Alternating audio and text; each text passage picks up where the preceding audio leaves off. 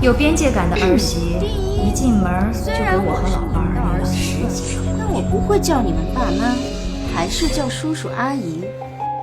第二，结婚后你们不要随便打我电话，毕竟本质上，叔叔阿姨对我来说只是陌生人。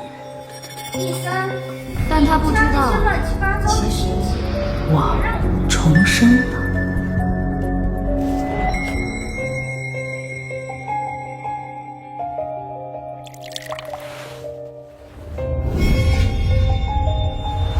前世我老伴突发心梗，我不会开车。为了能尽快上医院抢救，我给住在隔壁小区的儿子打了电话。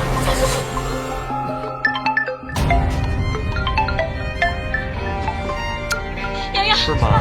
你妈这么晚能不能不要给我打电话呀？咱们能不能有点边界感？不说了，挂了。兄弟，小月、洋洋，这不是边界感的事儿，是你爸他心梗了。你能不能别这么烦呀？哎，这么晚了给我们2个轮流打电话，一点都没有边界感。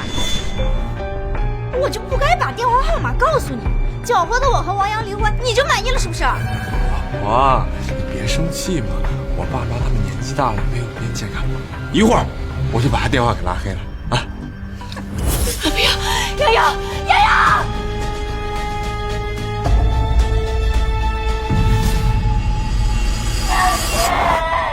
因为送医不及时，老伴儿就这么走了。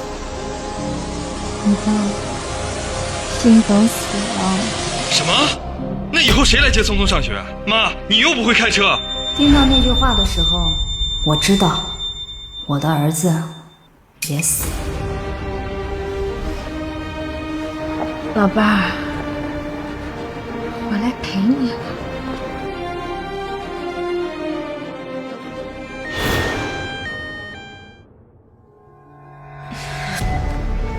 叔叔阿姨，你们也别生气，我对任何人啊都这样。这人和人之间相处有边界感才是最舒服的。前世为了家和万事兴，我处处忍让，结果却害死了老伴儿和自己。既然重生了，那这辈子我就让你们知道什么是真正的边界感。你继续说。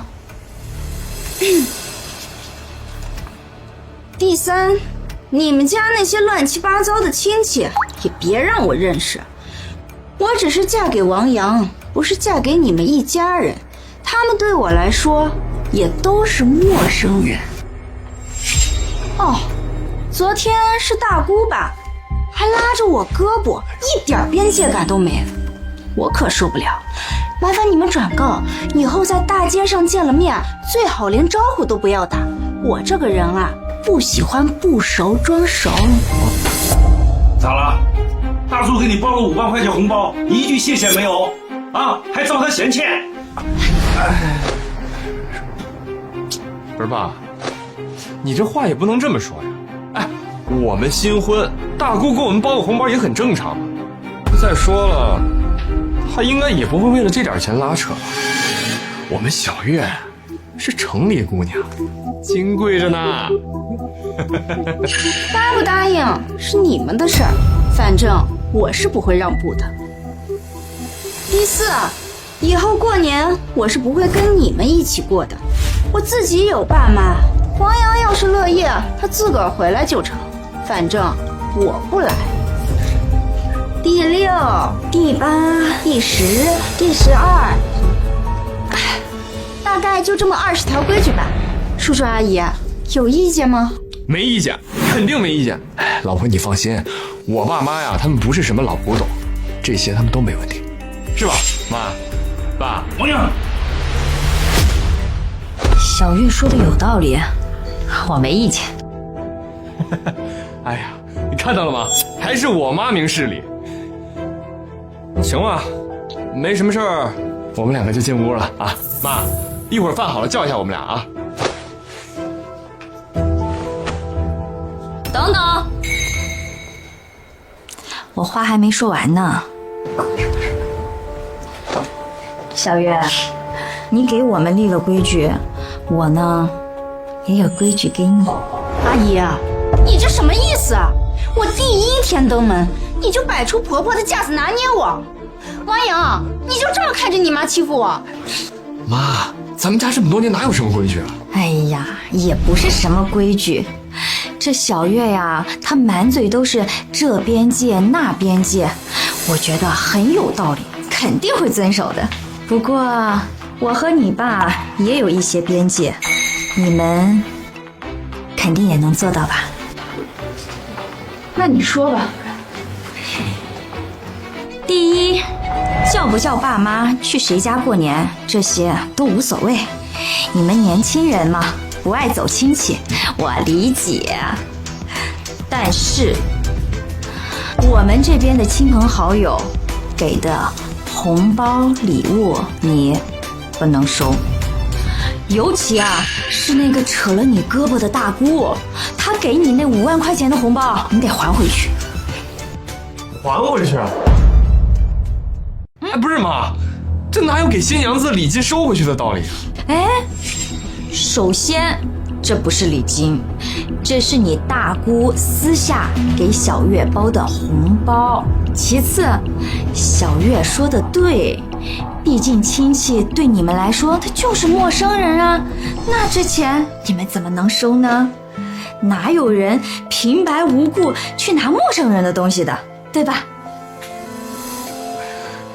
还就还，这点小钱我不在乎，别来沾边最好。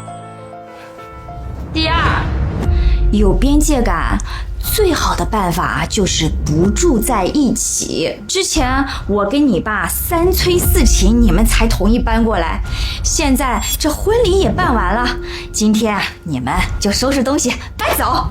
哦，对了，晚上也别在家吃饭了，咱们一大家子人共用一套餐具呀，那说不定那口水都留在那菜里了，太没有边界感了。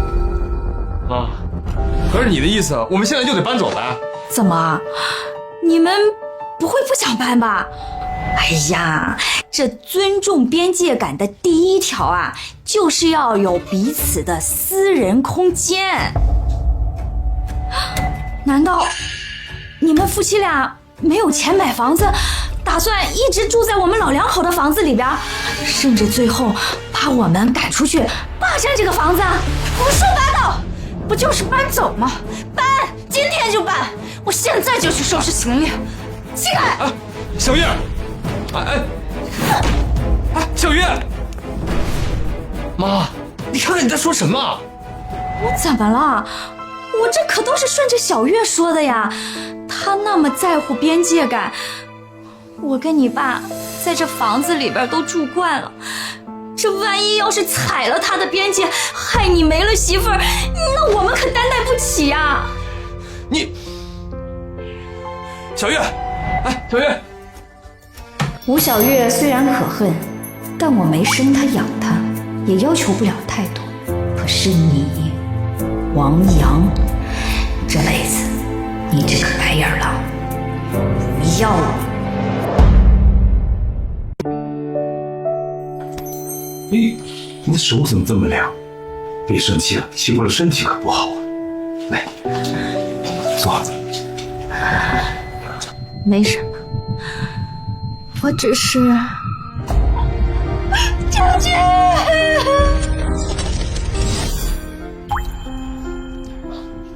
好了，你不是总说只要他们小两口过得好，咱们2个老的忍一忍，没事的啊。你不是总说家和万事兴吗？啊，哎呀，大不了再让他们住上一段，要是适应不了，就让他们搬到市中心那套婚房去，咱们眼不见为净。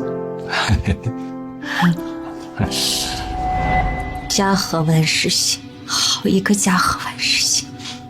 上辈子我就是抱着家和万事兴的想法，和老伴儿一次又一次的妥协，可他们却越来越肆无忌惮。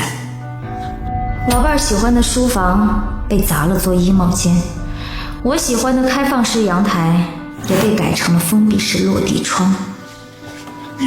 孙子出生以后，我好心询问儿媳有没有母乳，却没想到她大发雷霆。小月，你是没有母乳了吗？你什么意思啊？我不喂母乳，我就不是好妈妈了啊！科学研究都表明了，奶粉一样有营养。再说，我的事儿是你该问的吗？还有没有一点边界感？王阳，你看看你妈！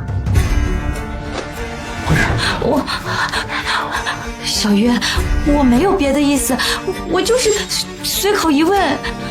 妈，他们根本不听解释，不仅将我和老伴从住了10几年的房子里赶了出去，还让我们出去租房住。市中心那套婚房呀，小月她父母住着呢。你们呢，以后就出去租房住啊。洋洋，洋洋，我们让我们清静清静啊！洋洋，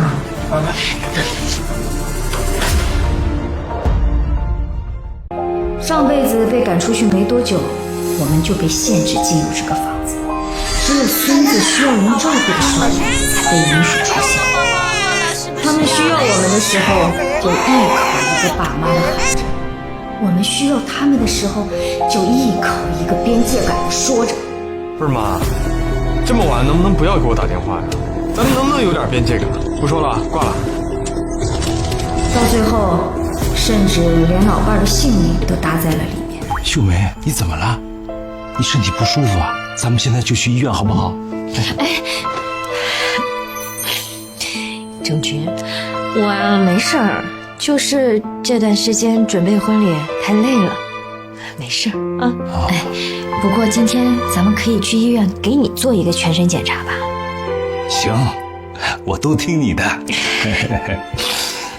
对了，秀梅，你真打算让他们搬出去啊？行，反正咱们当初买这2套房子，其中一套是给洋洋的婚房。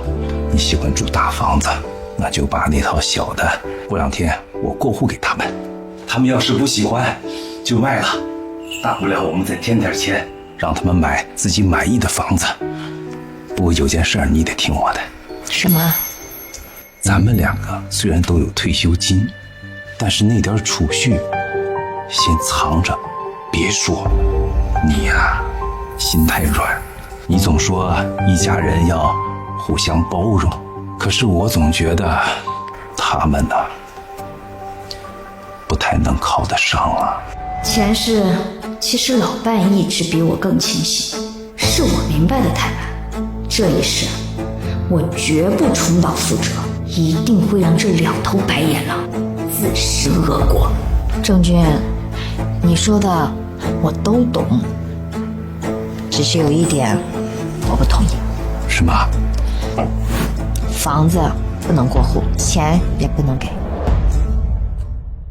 你说什么？房子不给，钱也不给啊？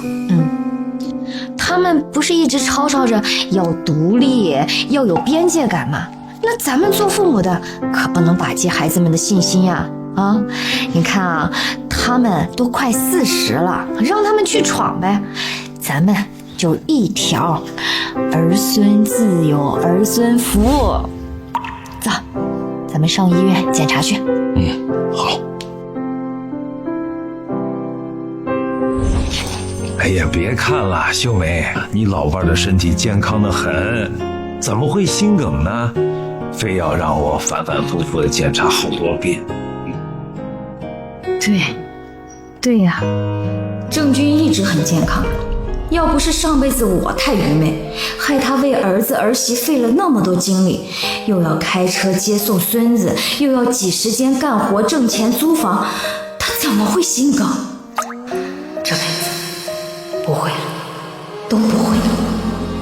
秀梅，你不用担心我啊，咱们不是说好了要一起活到99，一起手牵手离开？你先咽气，我马上来，不会让你担惊受怕，1秒钟。老不正经，你说什么呢？这辈子咱俩都要好好的。你笑啊？好，那咱们就去菜市场买菜，然后回家，好不好？还买什么菜呀？咱们下馆子去。你信不信？咱俩吃完饭回家，他们小两口都还赖着不走呢，就等着咱俩去给他们做免费保姆。行，秀梅，上次你说的是真的吗？真的不给杨洋1毛钱了？那都快40岁的人了，该独立了，还能饿死不成啊？啊，走，咱吃饭去。好。那个鱼还真挺好吃。爸妈，你们怎么搞的？哎，都这个点了还不买菜回来，你要饿死我们啊！你什么态度跟我们说话？好，我不说。妈，你现在就去跟小叶道歉去，他已经把行李收拾好了，随时都要走，现在怎么劝都劝不住。放开！你再说一遍，谁给谁道歉？你居然敢打我！我打你又怎么了？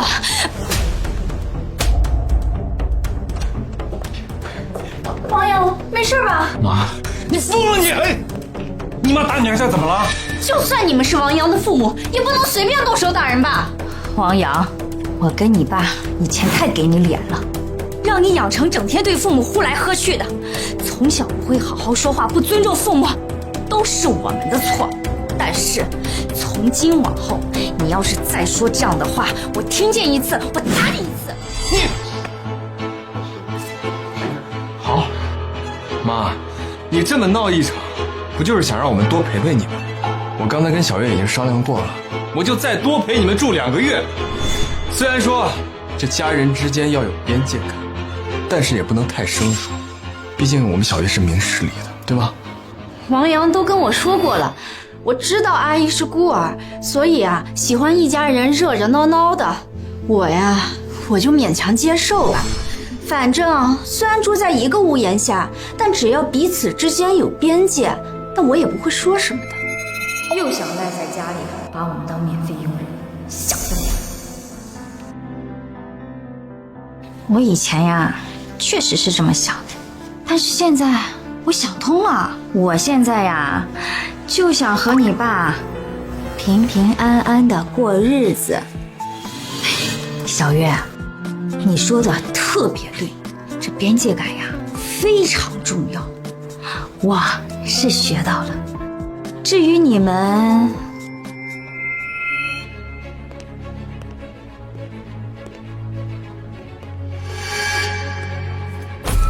收拾了一上午，就收拾了这么2个包啊！你们不会真的不想搬走吧？难道你们说的边界感，就是让父母又当牛做马，又不让父母都说一个字啊？妈，你怎么能这么说我呢？我在你心里就是这样的人吗？看人啊，不能看人说了什么，要看这个人做了什么。你们嘴上把住在这个房子里说得像个恩赐似的，可是收拾个行李却磨磨唧唧的，那就别怪我怀疑你们的真实想法了。你注意你的态度。算了，一套破房子，当是稀罕留下似的，没见过这么当妈的。不稀罕啊？那你们走啊。搬就搬，我现在就去收拾行李。王阳，我们走。对，我们现在就搬走。我真没见过像你们这样的父母，你们就不稀罕见到我好吗？告诉你们，我们走了之后，你们自生自灭，看谁给你们养老。走。没你们这2个吸血鬼来养老，我们当然有钱给自己养老。秀梅，没事儿，我今天呀，非把他们从这个屋子赶出去不可。王阳，怎么了？你们是不是后悔了？哎，我告诉你，就算你们现在跪下来求我们，我们也不会在这儿住。跪求你啊？你想得美！我是问你们，这包里是什么东西啊？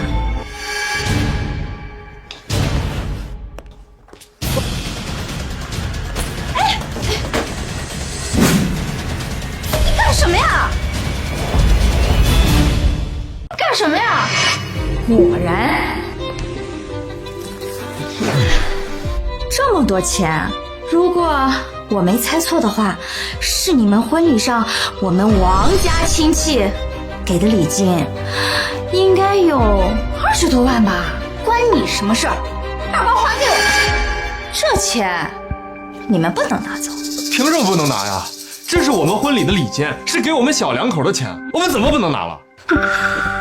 阿姨，您都多大岁数了，不会还贪这点小钱吧？有句话叫为老不尊，您别掉钱眼里。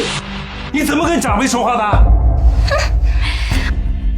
我当然不至于贪这些小钱，但是小月呀，你呀是嫁给了王阳，又不是嫁给了一大家子亲戚，他们对你来说那可都是陌生人，你不屑于跟他们结交的，这可是你说的吧？那既然如此，那亲戚们的钱，那你也不能收啊，对不对？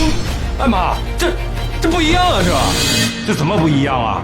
你大姑给你包了5万块钱啊，你媳妇儿嫌她碰了自己的胳膊，花了钱还不讨好，还招人嫌弃。哎，你们拿这钱，你们不觉得烫手吗？还是说，虽然你们不想跟亲戚来往交流，但是亲戚们的钱，你们还是要照拿不误啊？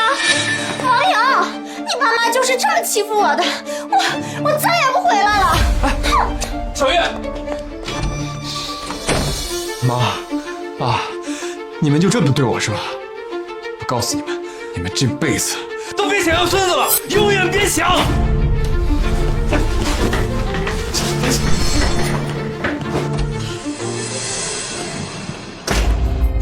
王阳，你这种话只能威胁到爱你的父母，如果没有爱，谁管你生不生孩子？秀梅，老王，你们家这是咋的了？打仗了？哎呀，王阳那个小兔崽子，娶了媳妇儿忘了娘，这大白天的作妖。志英，不好意思啊，吵着你们了。哎呀，秀梅，走，坐在这儿。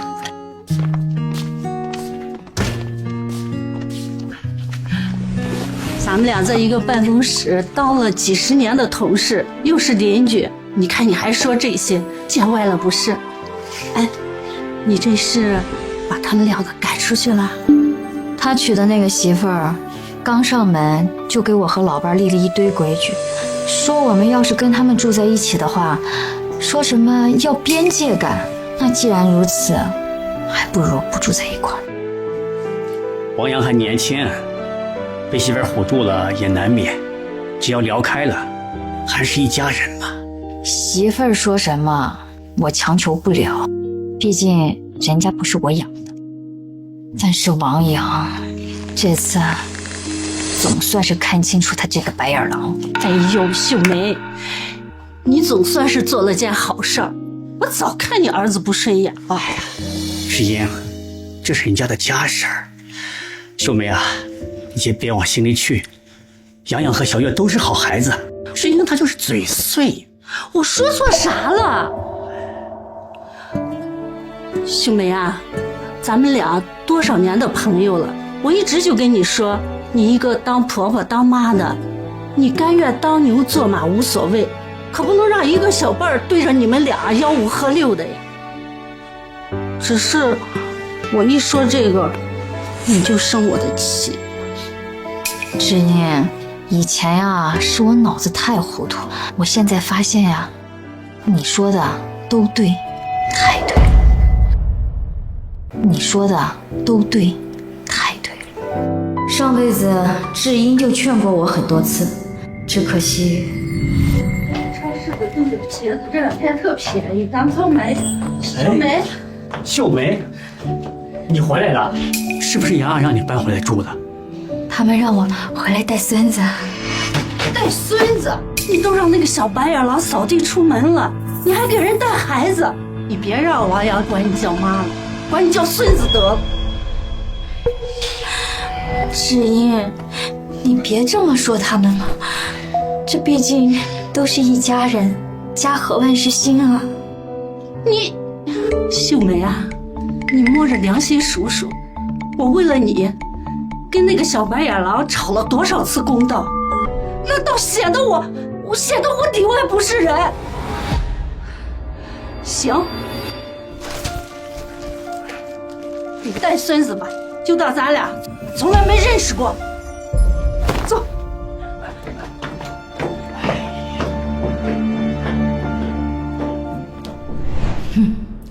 这辈子我绝不会再为了那头白眼狼让亲者痛仇者快。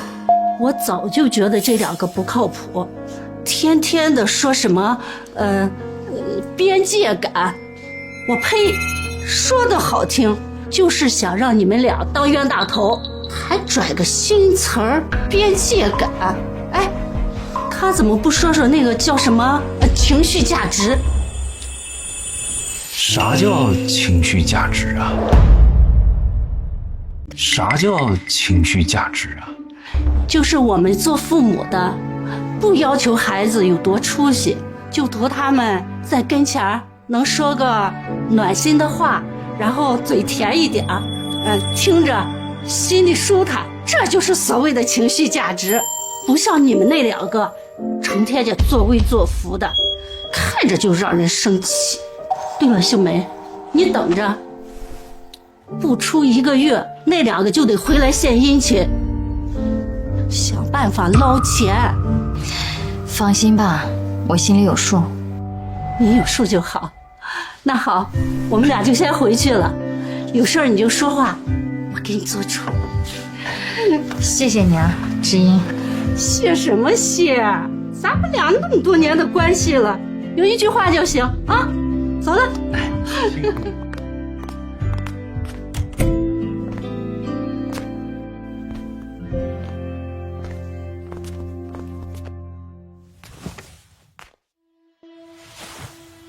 秀梅，郑军，你是不是有话要问我？秀梅，今天这事儿虽然是我配合你，你做什么我都会支持你，可是我心里真的是没底。你把杨洋赶出去，到底是真心的还是在赌气？真心的。你怎么突然就转性了呢？突然吗？我死过一次，才彻底看清王阳和吴小月的真面目，这是我付出生命得来的教训。可能是我突然想明白了很多事情。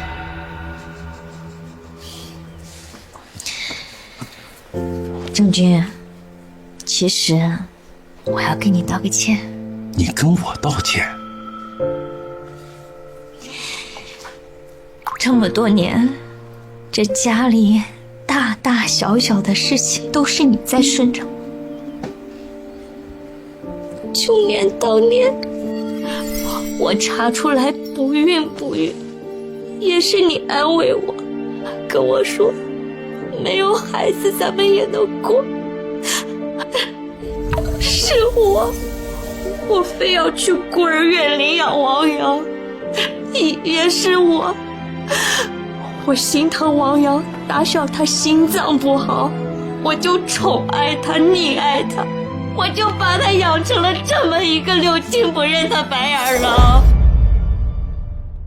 秀梅，你没错，我知道你是个孤儿，你从小就想有一个属于自己的家。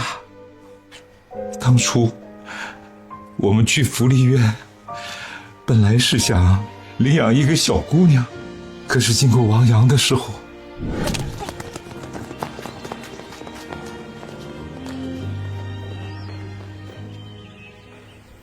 他居然主动伸出手抓住了你。那个时候我就在想，这个孩子可能跟我们有缘，这么多年过去了，我们一直把他当成自己的亲生骨肉，可是洋洋怎么变成今天这个样子呢？或许啊，咱们从来都没有看清过他。我现在啊，是想明白了，这命里没有的东西就不能够强求。我本来就没有亲缘，这辈子能跟你在一起，白头到老就够。至于王阳，咱们啊，就当没有这个孩子。我们把王阳养到了35岁，帮他找工作、结婚，已经是仁至义尽了。今后你不想跟他往来，咱们就不来往。今后咱把自己的日子过好。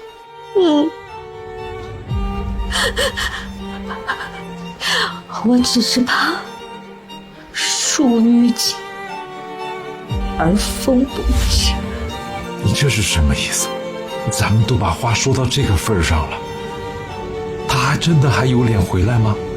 那可说不准。是您说的对，郑局，咱们得准备着，这事儿肯定还没完。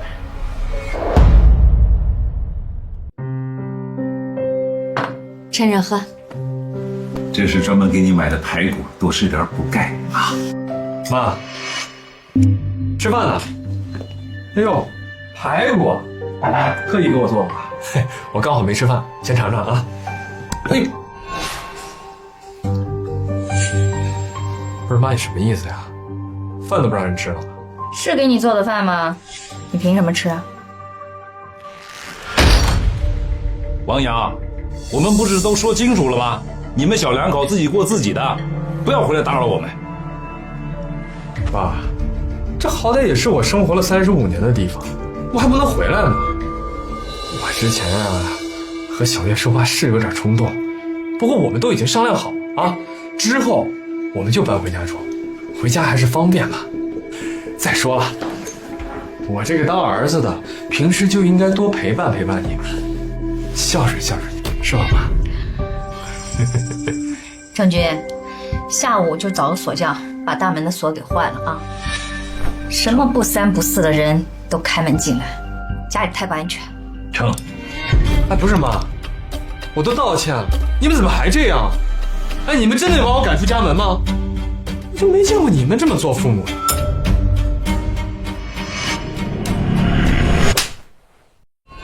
王阳，你真够不要脸的！你可真够不要脸的呀！我原本以为你只是又坏又蠢，总归连基本的廉耻心该有吧。但我没有想到你居然这么不要脸，为了能够搬回来，连我之前说那么明白的话都可以装作听不见。妈，我是真没想到，你还在为之前那点小事跟我生气。你是我的妈，你怎么就这么小心眼？哎，小月不过是给你们立了几条规矩，这家人之间保持点边界感，不是挺好的吗？你真要为了这么点小事儿，看到我跟我爸反目，逼着我们俩离婚，你才满意是吧？王阳，不会说话就给我滚出去！我说的哪里错了？到底是谁没有边界感？一直得寸进尺的难道不是你们吗？你难道忘了你走之前不是指着鼻子威胁我们，让我们自生自灭吗？那些都是气话，咱们一家人，你别当真啊！哦，你能说得出口，我们凭什么不能当真呢？什么叫边界感？就是你们要钱给钱，要房给房，我跟你爸给你们当保姆还不能说一个不字，这才叫边界感吗？不是你们胡说八道什么呢？那是吴小月她个人的生活习惯，跟我有什么关系啊？我们毕竟刚结婚，那我向着她点不是很正常吗？你不要往你媳妇头上推，小月我们说不着，我们就说你王阳，我们养了你10多年了，这10多年来啊，我们每个月都贴补你啊，你有花过1分钱给我们买礼物吗？我养你还不如养一条狗！你说什么呢你？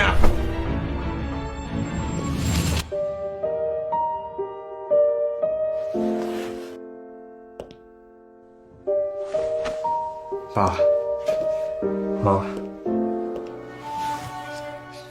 之前是我不懂事儿，不过我在这儿向你们保证，我和小月搬回来之后啊，一定会加倍对你们老两口好的。你也别说那话，王阳，咱们呀就把话说开了。你这次回来是为了房子过户吧？你这次回来是为了房子过户吧？不是妈，你说什么呢？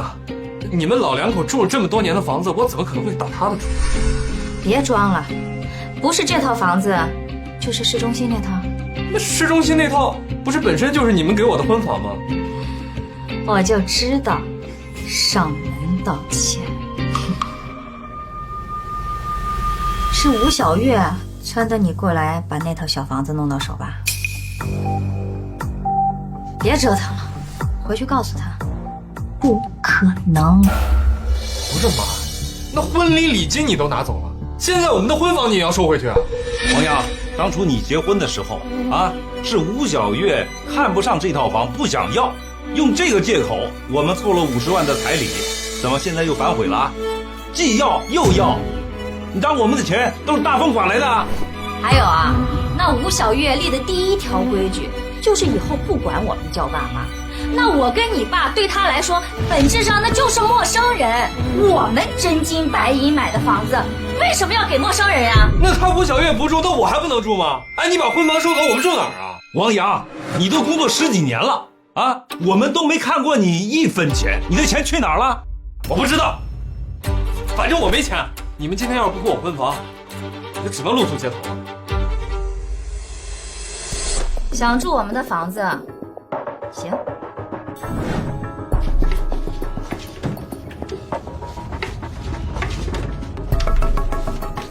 把这个签了，把这个签了。租房合同？不是妈，我住你的房子还得给你钱呗？干嘛？不行吗？从你们半个月前一直要搬走，我就知道你还会回来，所以我早早的都打印了合同，在这儿等着你呢。想住我们的房子可以把这个合同签了，以后啊每月交房租。赵秀梅，我是你儿子，所以啊我才会优先考虑租给你啊。这地段可是市中心，你要是不想租的话，那多的是人想租。你不是爸，你就这么干坐着啊？就干坐着看着我妈在这胡闹啊？王阳，你要是不租的话，我就找中介过来。行，行，你们老两口不仁，就别怪我不义了。给老子等着！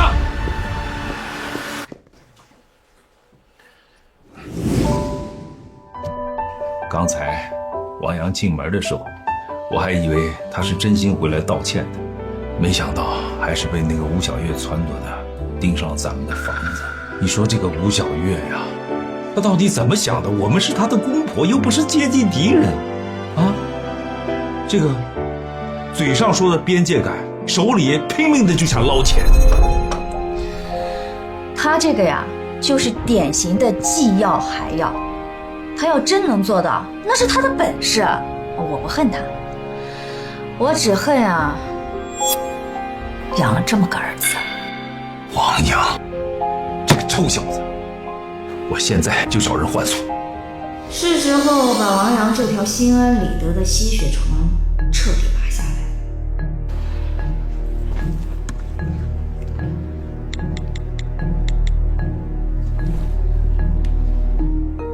喂，中介吗？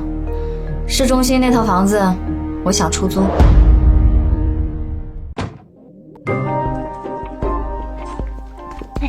怎么样？你妈同意我们回去住了吗？我都想好了，等我们回去住，这套婚房我就让我娘家人住进来。没有，我爸妈他们还在气头上。我怎么跟你说的呀？让你一定要低声下气的道歉。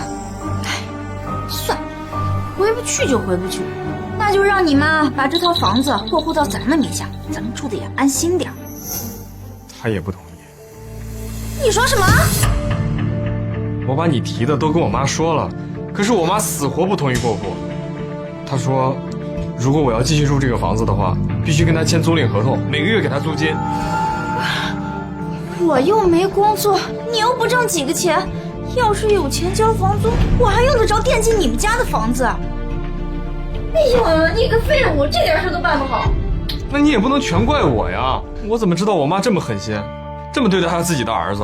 哎呀，小月，你也别太生气了，咱们改天一块儿过去跟我妈道个歉，给她个台阶儿。我妈她是个孤儿，她喜欢一家人热热闹闹的，所以不会闹僵的。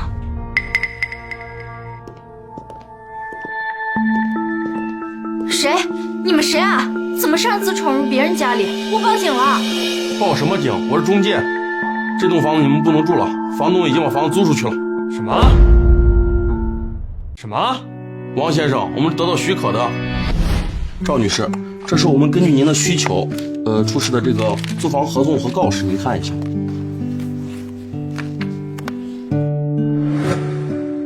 挺好。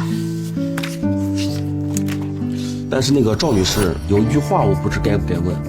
没事儿，尽管问。咱们这个房子呢是在市中心，地段好，虽然小了一点，但是是新房。同等价位的话，正常是能租到2000块钱。可是咱这边为什么只收1200？是不是赔本了？钱对于我来说并不重要，我降低价格就是为了快点把房子租出去，越快越好。不过我有一个额外要求。您说。那套房子现在里面住的有人，麻烦你们在出租之前把里面的人和东西一起清空。好的。王先生，您母亲今天中午已经全权委托我把这栋房子已经出租了，这个是租房合同，您过目一下。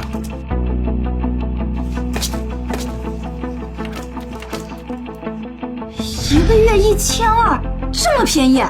你妈疯了！我妈给我的租房合同上写着1个月租金2500。你妈这是要把我们逼上绝路啊！王先生，既然确定了这栋房子你们现在就不能住了，立刻搬走，否则我就要采取强制措施了。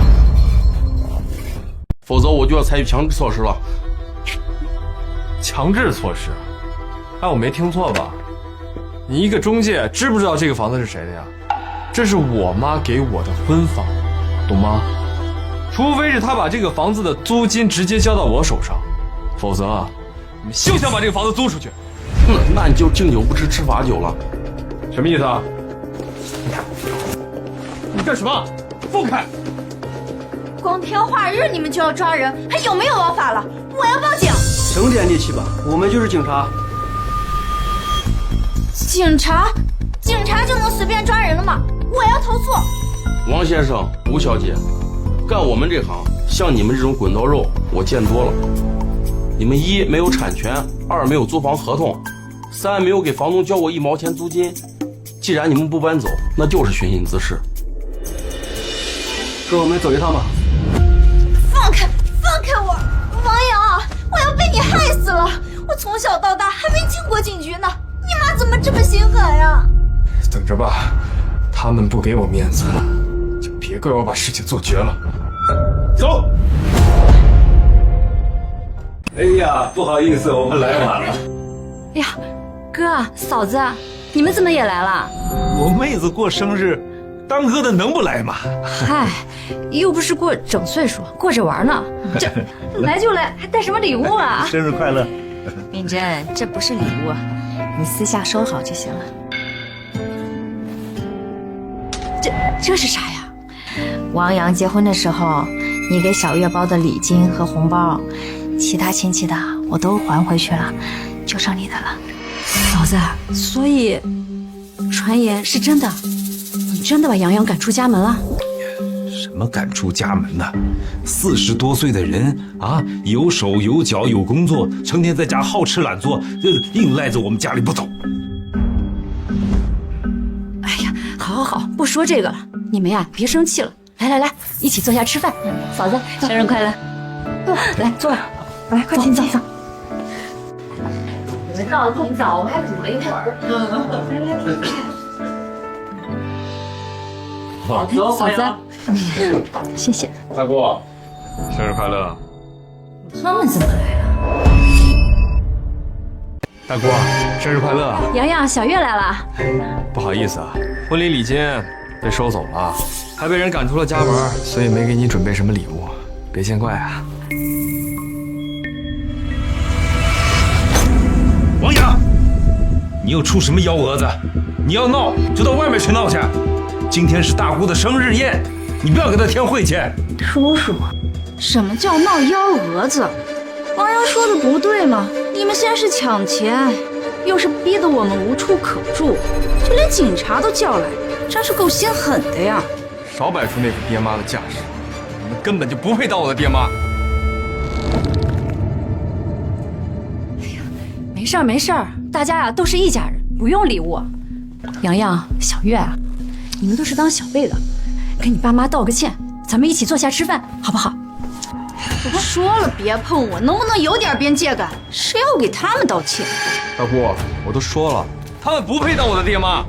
怎么，你们这么大老远的来，就是为了在这儿说几句垃圾话呀？当然不是。各位亲戚，我今天是有一件喜讯要告诉大家的。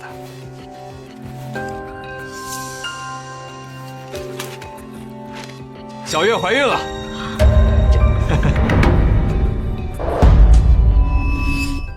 怀孕了？这也太突然了，这是什么时候的事儿呀？这可是大喜事儿啊！恭喜啊，秀梅、郑钧，你们要当爷爷奶奶了。呀，我记得秀梅一直都想抱大孙子，这下可好了，秀梅，你终于如愿以偿了。洋洋，你和小月快坐吧，孕妇可不能久站。你们和你爸妈也别生气了，毕竟都是一家人，大家各退一步，怎么样？各退一步？我凭什么退啊？别人家的爷爷奶奶要么出钱，要么出力，可我们家孩子呢？哼，只有恨不得我们流落街头的爷爷奶奶。就是，要不是人家小月父母说要帮我们照顾孩子，我们这未出世的孩子呀，怕是要没人管喽。要我们出钱出力，这是点我们。点就点吧，反正这辈子吃力不讨好的事情，我绝对不会再做。至于吴小月的父母，那可是一对吃人不吐骨头的笑面虎啊！我给你包个橘子。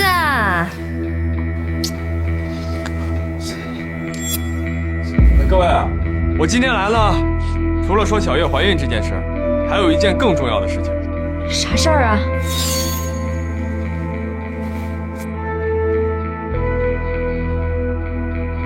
我要跟他们断绝关系。断绝关系。断绝关系？断绝关系？没错。听我的，等会儿你拿出孕检单，要是你爸妈还没反应，你就把断绝亲子协议书拿出来。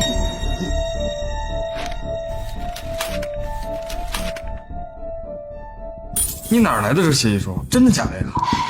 当然是真的了，我特意找律师起草的，弄个假的能糊弄过人吗？哎，等你一威胁跟他们断绝关系，满屋子的亲戚肯定会对你父母的极品行为指指点点，到时候他们肯定会向咱们低头，我们就可以趁机把房子要到手了。老婆，还是你聪明。可要是我妈，她真的签了这个合同怎么办？哎呀，不可能！这个年纪的老人啊，一最在乎名誉，二最在乎子女。在场那么多亲戚呢，他肯定会承受不住压力，向我们妥协。爸妈，你们别怪我，是你们先逼我的。我说呢，平白无故找上门来，原来是想拿其他亲戚来压我，算盘打得挺好，可惜太不像话了。是啊，我爸妈确实是越老越糊涂，越来越不像话了。说的就是你，王阳，你太不像话了。什么？二伯，我哪里不像话了？王阳，你都35岁了，不是个孩子了，断绝关系这种话能挂在嘴上吗？就是你爸妈对你怎么样，我们都看在眼里，含在嘴里怕化了，捧在手里怕掉了。没想到你竟然能说出跟他们断绝关系。你不会是看你父母现在岁数大了，故意这么说？你们怎么能这么不分黑白？哟，小月，在婚礼现场上你就没有给我们好脸色看，现在这个意思，你想让我们替你做主吗？你们不是天天嚷嚷着什么边界感吗？不让你们和父母住在一起，这不刚好随了你们的心愿吗？现在有了诉什么苦？王阳、小月，你们这算盘呀打得可真好。你们不想想啊，你从小就没大没小，不尊重父母。这小月呀对人的态度啊，大家都是有目共睹的。谁不知道你们两个是什么货色呀？想用亲戚来压我们，你们呀真的是一点脑子都没有啊！大姑，你小时候最疼我了，你帮我说句公道话呀！真是白疼了你这么多年。别叫我大哥，你知道吗？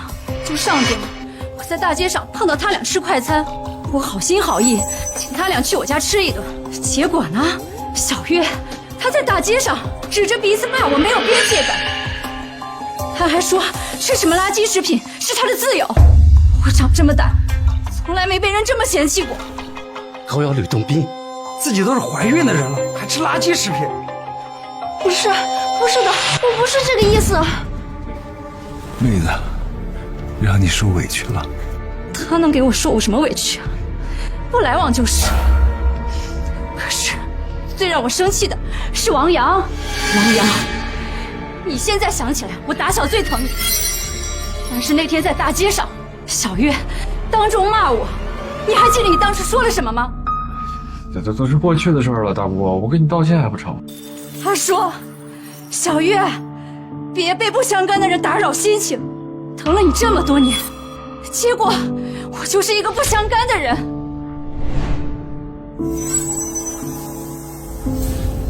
哎，妈，别叫我妈，我嫌恶心。你说大姑是不相干的人，那我呢？啊？我养了你35年，我对你照顾的无微不至，你现在为了逼我给你钱给你房子，居然用断绝关系来威胁我。妈，我知道错了，我真的知道错了。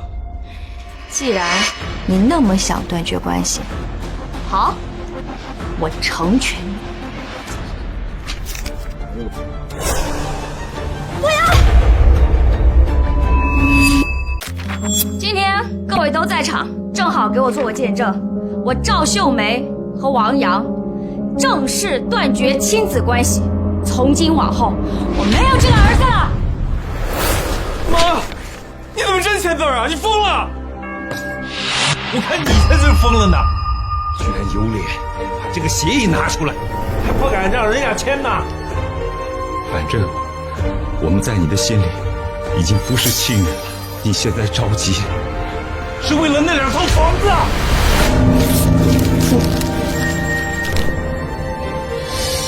你尽管撕，以后啊，你只要来找我一次，就报警一次。你跟小月不是不想跟我们一起过年吗？那好啊，那以后你们都去拘留所过年吧。疯了，真是疯了！我他妈就没见过像你们这样的父母，一点都不为子女考虑，掉钱眼里了。你们以后绝对会孤独终老的。那你说，父母应该是什么样的？父母当然是一心要为子女考虑，无私奉献的呀。小月呀，还得是你们年轻人厉害呀！我跟你谈感情，你跟我谈边界，哦，发现这边界呀占不到便宜了，又回头来跟我谈感情，这好话坏话都被你们说了呀！你什么你？请你们离开，这是我的生日宴，我不欢迎你们。滚出去！滚！滚出去！我滚！滚出去！你们都给我等着！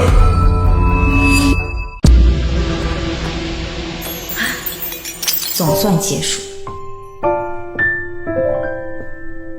明真，对不起啊，好好的一个生日宴，把你弄成这个样子。这不关你们的事儿，都是那2个小白眼狼的错。就是啊，秀梅，刚才他们都说了一堆乱七八糟的话，你可别放在心上。什么无私奉献，什么孤独终老，都是胡说八道的。你放心，我不会放在心上的。无私奉献的父母，上辈子我也当过，最后的结局可比孤独终老惨多了。你真是逆子！郑钧、秀梅，你们不要太过伤心了。王阳的逆子身在福中不知福，以后有他受的。我没事儿，我就是担心秀梅。秀梅，你没事吧？真的没事儿，我已经想通了，可能不是我们做错了什么。这养孩子，他就像是在赌博。你就是养得像王阳这样的坏种，你就是给他2条命，他也嫌你的血脏了他的鞋子，他还嫌你的死给他添麻烦了呢。所以呀，我不赌了。况且，这辈子跟你在一块儿，怎么能是孤独终老呢？咱们呀，是白头偕老。小月，你看你出的鬼主意，还断绝关系，这下好了，我妈真把心意签了。这能怪我吗？我问你的时候，你信誓旦旦说什么从小到大家里的亲戚都疼你，肯定会向着你说话。哎，结果呢？你是不是没脑子呀？别人讨厌你，你都看不出来。让人别人讨厌的事让你。你说什么？哦，没什么，我是说你别生气，别伤到在一起啊。嫁给你，我真是倒霉辈子没了。别人家的父母都是托举，就你父母是累赘。我现在还怀了孕，你爸妈要是不帮我们带孩子，这孩子生下来怎么办呀？那不是还有你爸妈的吗？我爸妈帮帮忙还行，哪有公公婆婆好好的，让岳父岳母伺候媳妇儿的？你要是敢打这个主意，咱们就离婚。可我现在都跟我妈断绝关系了，我还能怎么办？我听出来了，其实你爸妈就是怪你要和他们断绝关系，伤了心，才会一冲动签了字。只要我们之后服个软，房子还是有机会拿到。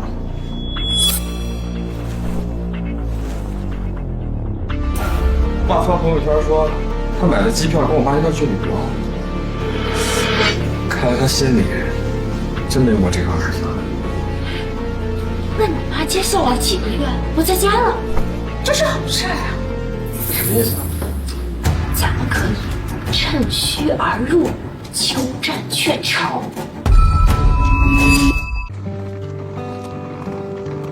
秀梅、郑钧，你们可回来了！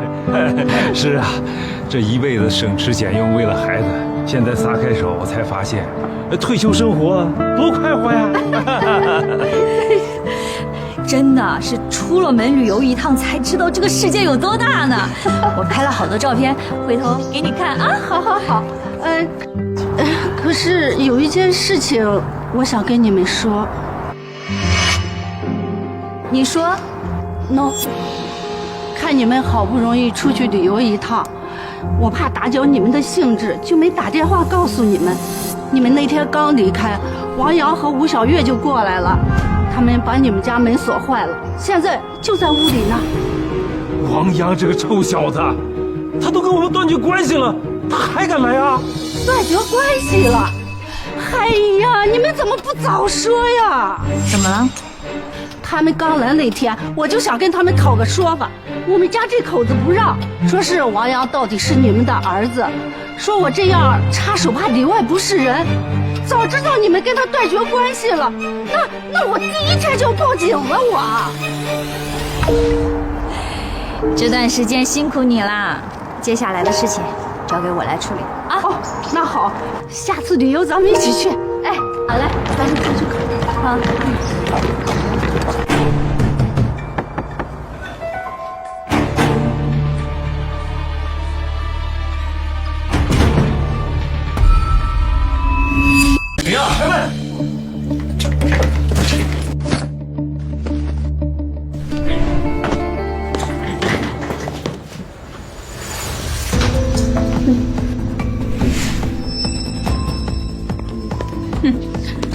还知道回来呀？哪有爸妈放着孩子不管，自个儿出去玩的？这么大年纪的人了，还旅什么游啊？小月，爸妈，小月她就是刀子嘴豆腐心，说的话你们别往心里去啊。别说这些有的没的，你们来我家干嘛？还长本事了啊！让人偷偷进来把锁给换了。哎呀，爸妈，我这回真的是知道错了。哼，你这种人还知错？哎呀，妈，那之前的事儿确实是我的不对，是我糊涂，是我不孝顺。儿子在这儿真心给您赔罪了。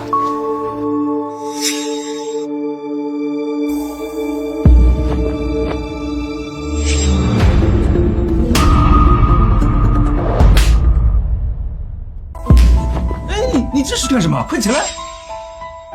爸妈，你们之前教育我，教育的对，你们把我从小养大不容易，我就让你再生气，也不能把这气撒到你们身上。妈，儿子这次是真心悔过，真心悔过。不该独立起来好好工作，用你挣的钱买车买房养你的老婆和孩子吗？怎么偷偷摸摸的又回来了？妈，那我本来也想找个工作好好上班，用自己的工资去租房子呢。可是现在情况不是不一样吗？那小月她怀孕了，你们也知道，那外面的出租房多不干净呀，这不利于养胎吗？不是，而且你说你们老两口再生气，也没必要把气吃在一个没出世的孩子身上吧，是吧，爸？那你们想住到等小月把孩子生下来啊？小月出的这招果然有用。没错，爸，只要小月把孩子生下来，我们俩立刻给你们挪窝，绝对不耽误你们。妈，哎呀，妈，您之前不是说了吗？咱们家里有一个孩子热热闹闹的，这以后呀，你们老两口就不用再羡慕别家有孙子孙女了，咱们在一块儿也能享受天伦之乐嘛。果然没经历过上辈子的惨剧，郑钧还是心软了。没办法，人老了就会想抱孙子，况且聪聪确实乖巧可爱，可惜你看，心梗死了。什么？那以后谁来接聪聪上学？妈，你又不会开车。我绝对不会再被亲情看住脚，长痛不如短痛，干脆就趁现在割舍了。说完了吗？哎，妈，你别叫我妈，我们现在已经没关系了，以后你就跟小月一样叫我阿姨吧。是你这哼，王阳，你说你是独生子，谁信啊？不知道的还以为你爸妈在外头有好几个私生子呢。你这丫头怎么说话的？我说的不对，只顾着自己快活，连儿子都不要了的父母，我也算开眼了。我本来都不想说你们，你看我们出去这几天，你们把这房子啊糟蹋成什么样子了？这就是你们所说的边界感？你吼什么吼啊？你们老王家真够可以啊！老公公指着媳妇儿的鼻子骂。王阳，你就敢看着是吧？妈，咱们就各退一步嘛，好不好？退什么退啊？好说歹说，你都给他们跪下了，他们还是这态度。哼，怎么，以为我怀了孕就跑不了了是吧？信不信我今天就上医院把这肚子里的孩子给打了，把胚胎送到你们老王家家门口去？妈，你们就不能退一步吗？你非要逼死我们呀？这分明是你逼我们啊！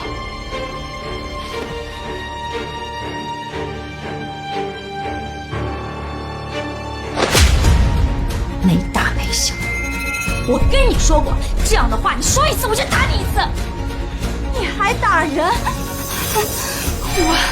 我现在就去断胎，行？你现在就去。你现在就去！你欺人太甚！我这不都是顺着你在说吗？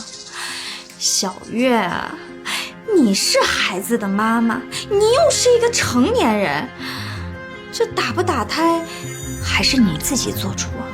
我可是个有边界感的人，我不会干涉你的。不是妈，你说什么呢？我告诉你，今天要是孩子没了，我他妈也不活！够了！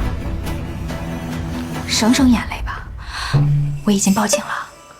报警？以前的事儿吧，都是一些小打小闹，但是现在，我和王阳已经断绝关系，和你们再无瓜葛。你们私自上门换我家的锁，属于私闯民宅，你们犯法了。喂，110吗？开门！我要报警，有人私闯民宅。妈，你一定要把事情做这么绝情吗？成年人就应该敢做敢当，啊！从你们踏进我房子的这一刻起，就应该想到会有这样的后果。你们不要老想着拿捏我们，我们又不是傻子。好了，你们赶紧收拾东西走人吧，省得以后我们见面难看。我不走，我不走！你肯定是在虚张声势，我就不信我是孕妇，你真敢报警！没事。谁报的警？我，他们俩私闯民宅，铐上带走。哎，等一下，警察同志，这都是误会啊！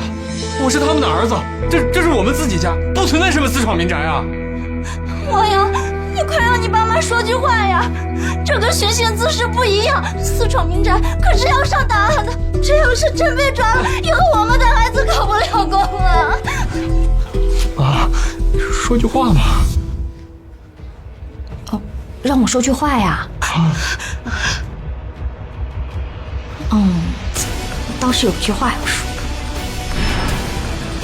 你把我房子弄成这样啊，你得赔我清洁费500块钱。妈，你警察辛苦了。不辛苦，带走。哎，放开我！走，妈！我是孕妇啊！你别动！我可是孕妇，放开我！放开我！走。老实点。我可是孕妇！别动我！我肚子里可有孩子，我要说的是轻点，老实点，你这么做会后悔的。放开我！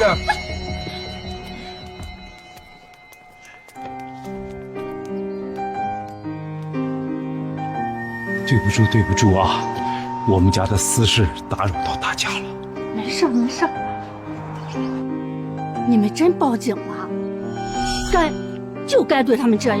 秀梅啊，你这会不会做的太绝了？到底是一家人吗？秀梅，你笑啥？没什么，我只是在想，这王阳和吴小月肯定也是这么想的，不管他们做的有多过分，肯定都不会遭过你。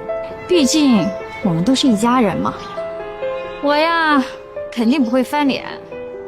可不就是看你们好欺负，这下好了，你们老两口总算能过安生日子了。这贪心不足蛇吞象，这2套房子摆在这儿呢，他们呀，肯定不会善罢甘休的。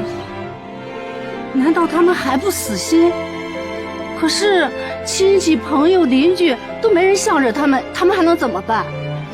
他们是年轻人，这懂得多，本事大，没了这些，还有网暴。网暴？网暴。身体一直挺好，好好的怎么会心脏不舒服呢？没事儿，可能是最近接送匆匆累的，歇一歇就好了。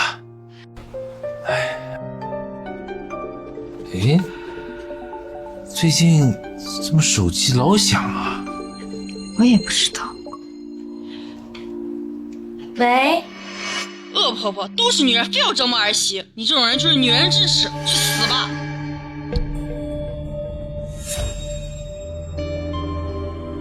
怎么会这样？怎么会这样？嫂子，不好了，我女儿在网上看到了这个帖子，是小月发的，点击量已经爆了。她还把你的身份信息和电话号码发出来了。姐妹们，就没见过这么自私又没有边界感的公婆，居然逼我用母乳喂养。我跟她说了很多次，怎么会这样？奶粉是前世吴小月引发网暴，让我的生活彻底成了地狱，甚至最后郑军的心梗加重，也有他的一份功劳。不能吧？虽然我一直说王阳是个小白眼狼，可他没有脑子吗？网暴自己的爸妈，难道他能得到什么好处啊？道理是这么个道理，可是谁让王阳他就是个蠢货呢？是。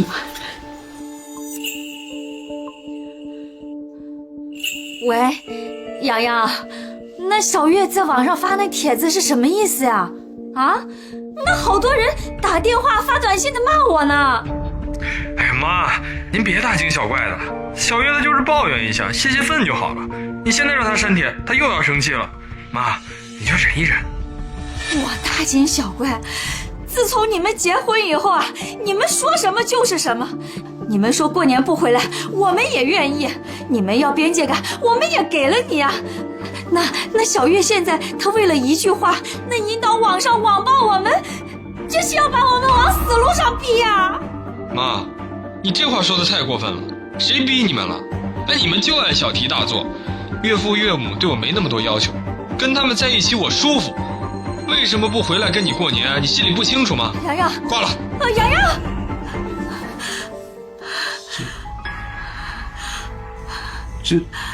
这怎么办呢？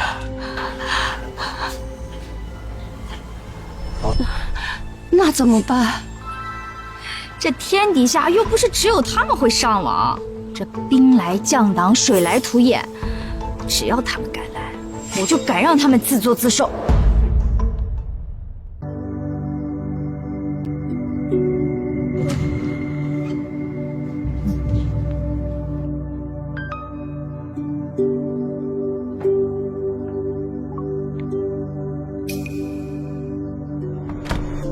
神经病！奇怪，为什么这几天总有这些莫名其妙的人给我发这种诅咒的短信呢？看来王阳和吴小月忍不住动手了。谁知道呢？那估计啊，那就是那些诈骗信息，他们就是给你发这种信息让你回复，你别回复就行了啊。行。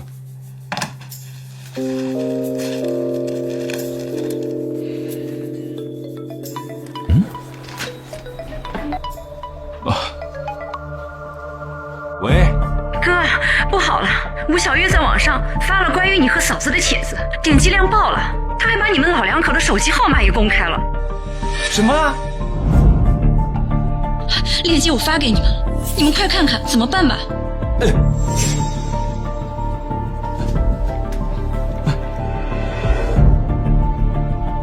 姐妹们，结婚前一定要擦亮眼，避免遇见极品公婆。就因为嫉妒我和老公感情好，从结婚第一天起，公婆就开始作妖，先是拿我们的结婚礼金当威胁，想控制我们的生活。我和我老公好不容易下定决心，想要和他们划清界限，结果这老两口他们又开始作妖。他们先是把我们扫地出门，然后又威胁要和我老公断绝关系，甚至他们还逼着我打胎。果然又是这样。真的假的？这也太过分了吧！我不信世界上有这样的父母，楼主是来编故事骗经验的吧？天啊，太极品了！这种恶婆婆、恶公公真该死。对，一定要让他们付出代价。楼主别当包子，把他们手机号报了，我帮你们骂他们。太过分了，这太过分了！这个小月怎么能颠倒黑白、胡说八道呢？不行，我必须让他们给我一个说法。要不到说法的，不过这倒是个好机会。原本因为吴小月怀孕，郑军多少有点心眼，这次倒是可以借机让他彻底看清王阳的真面目。你大姑已经把小月发到网上的帖子给我看了，这简直是胡说八道嘛！现在很多人都误会我们了，你赶紧让他把帖子删了。现在知道怕了吧？活该！你说什么？我承认，帖子是夸张了一点。那是夸张一点吗？那也完全是污蔑呀！啊，我们什么时候控制你们的生活了？啊？是你们说要有边界感，对吧？还主动和我们断绝了关系。那个流产，那不是小月自己说的吗？那也是你们自找的。你有没有良心呐？啊？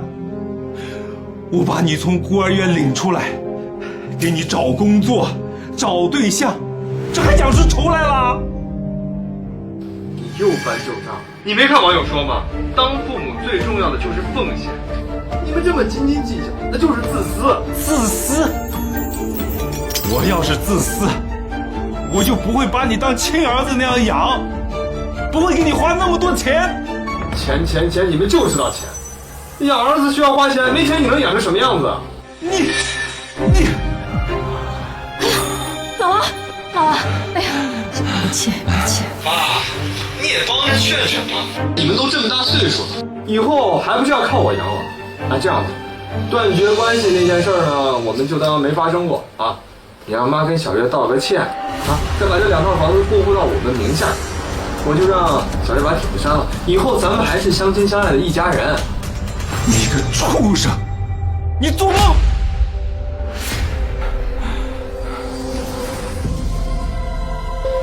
王阳挂了。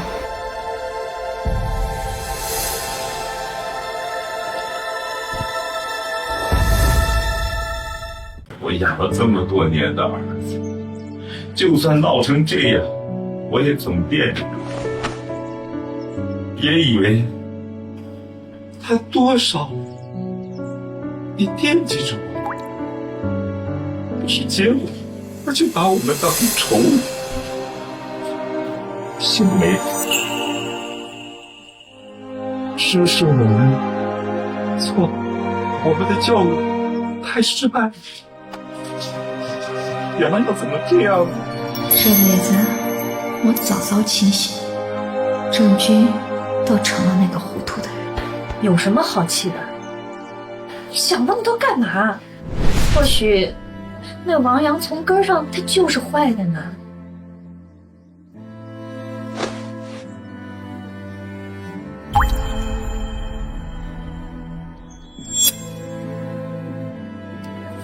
难道我们就要莫名其妙的挨骂吗？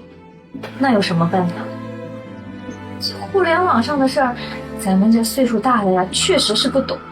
那吴小玉，她不就是看准了这一点，才敢这么肆无忌惮的造谣吗？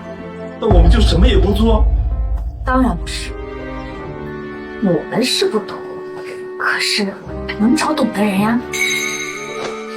你是说，敏珍家的闺女于欢，不就是那个什么特别大的互联网公司的公关主管？对呀，欢欢，我现在就去找她。走，走。来了，谁呀？大晚上的。舅妈、舅舅，来，快请进。舅舅、舅妈，你们怎么来了？欢欢，舅舅舅妈想请你帮个忙。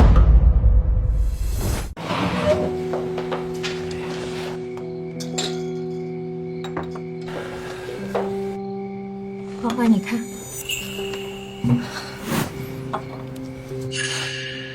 原来如此，好啊，这个吴小月真够毒的，婆媳关系、亲子关系，这可都是热点话题。他故意颠倒黑白，就是为了煽动网友的情绪，让他们对你们进行网暴。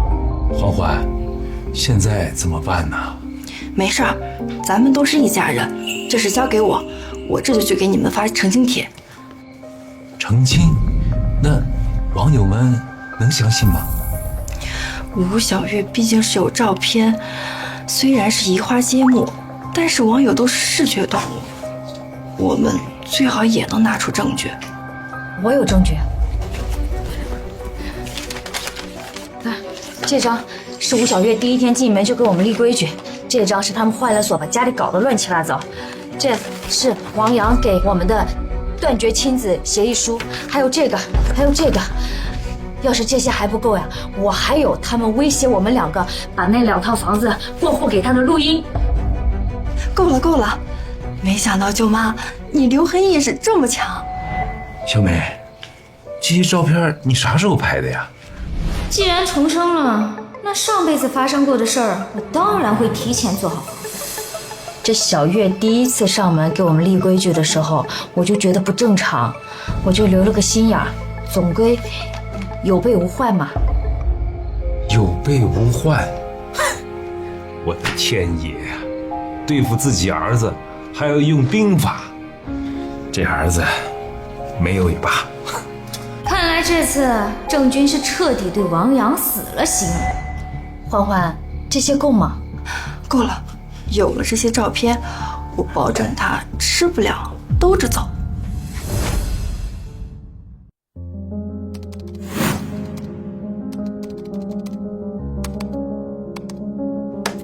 很好，一切顺利。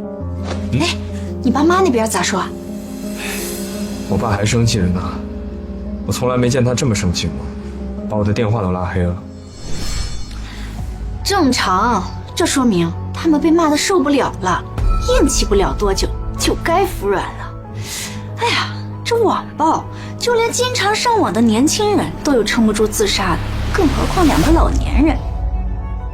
小月呀，还是你聪明。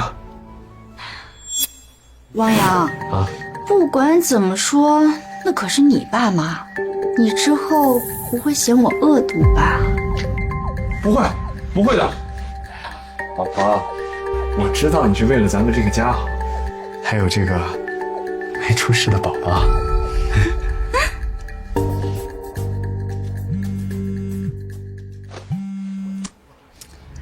喂，找谁？你们2个太无耻了，一对奸夫淫妇，拿我们的正义感当枪使，去死吧你们！怎么回事啊？不好，不是，我是热帖极品公婆里的当事人，你们都被骗了。第一，我们老2口绝没有控制、逼迫2个年轻人的意思，是他们一大把年纪了，还在家里啃老，却没有啃老的态度。光是规矩就给我们立了几10条，但是自己却做不到。第二，断绝关系是他们小夫妻自己提出，我们顺势答应，也并不是想把他们给逼上绝路，是想让他们学会自力更生。第三，从头到尾，这对小夫妻所做的一切都是贪图我们老2口名下的2栋房子。以下是相关的照片、录音证据。完了。最后，我想重申，尽管他们为了钱发帖引发网暴，但是出于亲情，我们老2口最开始也是不打算回击的。可我们实在是不忍心看到广大网友朴素的正义感被恶人利用，因此特意发帖澄清。到底怎么回事？不要再打电话过来了！我不要！来，干杯！热烈庆祝网暴事件圆满解决。好。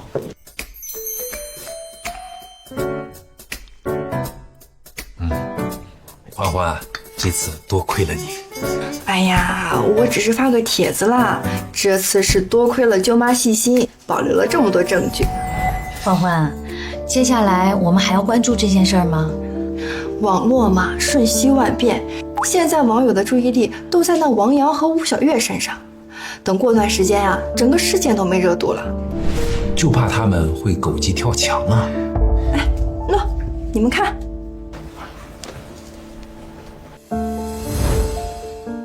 王阳在帖子上面上蹿下跳，就是在平息网友的怒火。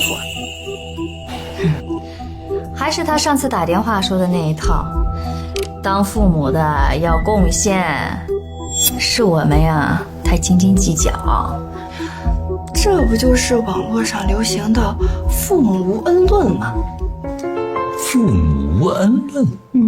就是说父母生孩子没有提前问过孩子的意愿，孩子是被动出生的，没有人知道孩子到底想不想出生，所以父母对孩子是没有生育之恩的。这还是哲学问题呢，这一时半会儿网友还真不好反驳。想反驳也很容易呀，舅妈有主意了，只要把王阳是被领养的发帖子里就行了。父母生孩子没有提前问过孩子的意愿，但是王阳是领养的，福利院当时肯定问过王阳想不想出来。舅妈，你真是个天才。哎呀，欢欢，这发帖的事儿啊，不着急啊。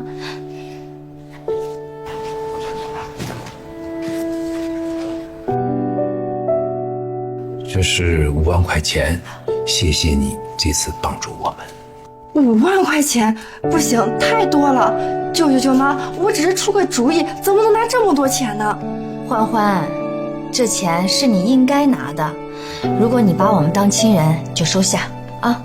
钱是郑钧心梗，王阳不管不顾，从抢救到操办郑钧火化，都是敏珍和欢欢出钱出力的陪着我。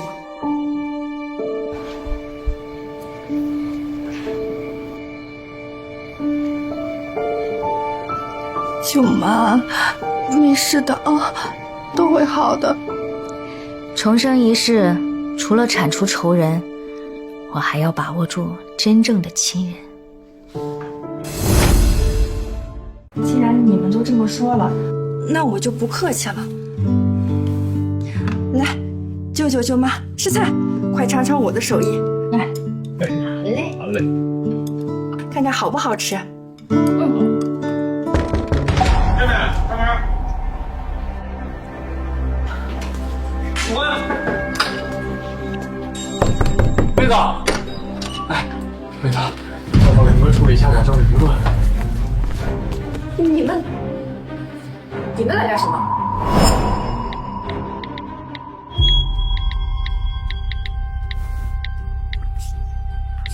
哎呀，你能不能把你那个手机关了呀？天天都是这种辱骂的电话短信，我还怎么工作啊？你吼什么吼？我看这些短信和消息，不也是为了想办法吗？想办法？你能想什么办法？从头到尾出的主意一个比一个馊，就没有成功过一次。你怪我，王阳，跟你结婚之前我就没受过委屈，我做这些都是为了谁呀？还不都是为了你？为了我？我看都是为了你自己吧。你说什么？我他妈算是想明白了。哎，这结婚前啊，我爸妈疼我，就算我没工作，我爸妈都养着我，还给我准备了婚房。结婚后，我现在房子没了，爸妈也没了，还要每天承受着网暴。你还有没有良心啊？我出主意的时候，你怎么不反对？当初是谁说骗来的钱我们小家5分，现在马后炮？闭嘴！我肚子好疼。对不起，对不起，我不该惹你生气。不管怎样，一定要让你爸妈删帖，我真的受不了了。啊，妈，你们怎么在我表妹家呀？怪不得我刚才去小区找你们的时候，那保安把我们轰出来了。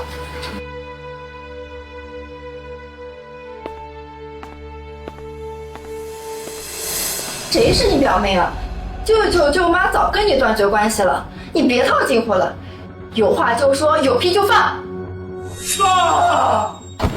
妈，我求求你们把帖子删了吧！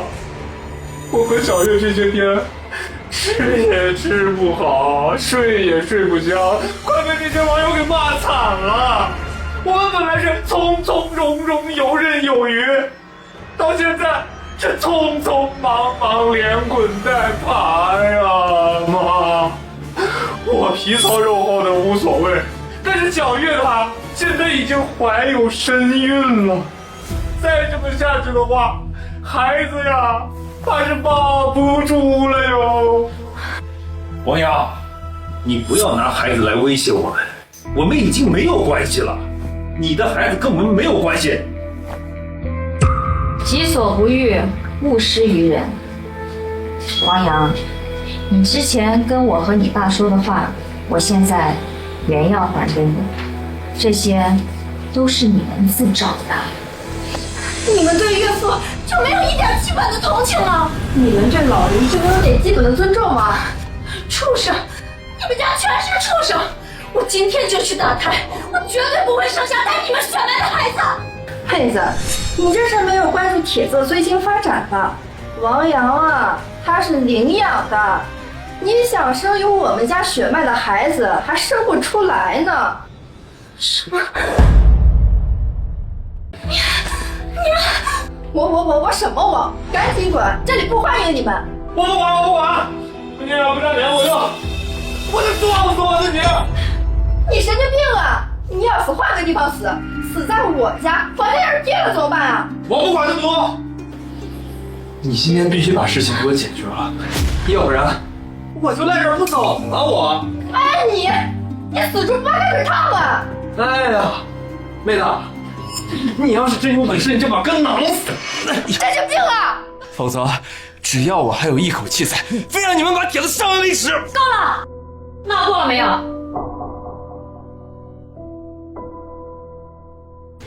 妈，我跟你说过吧，以后叫我阿姨就行了。哎呀，别这样嘛，我以后会改的。你会改好？哼，你自己知道。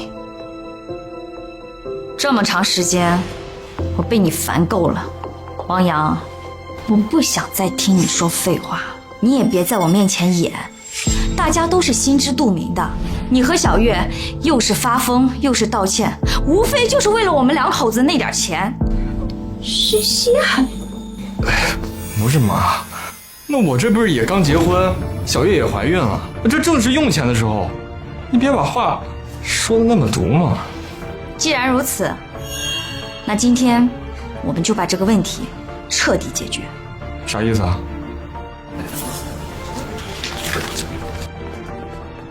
这是我和你妈商量的，我们的遗产分配的遗嘱。遗嘱？哎呀，爸妈，我就知道你们心里还挂念着我们。啊，不过你们现在立这个遗嘱呀，太早了。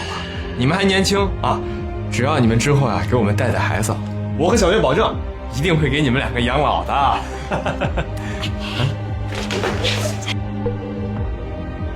你爸妈干了这么多年，肯定欠了不少钱。什么？妈，这不可能！怎么不可能？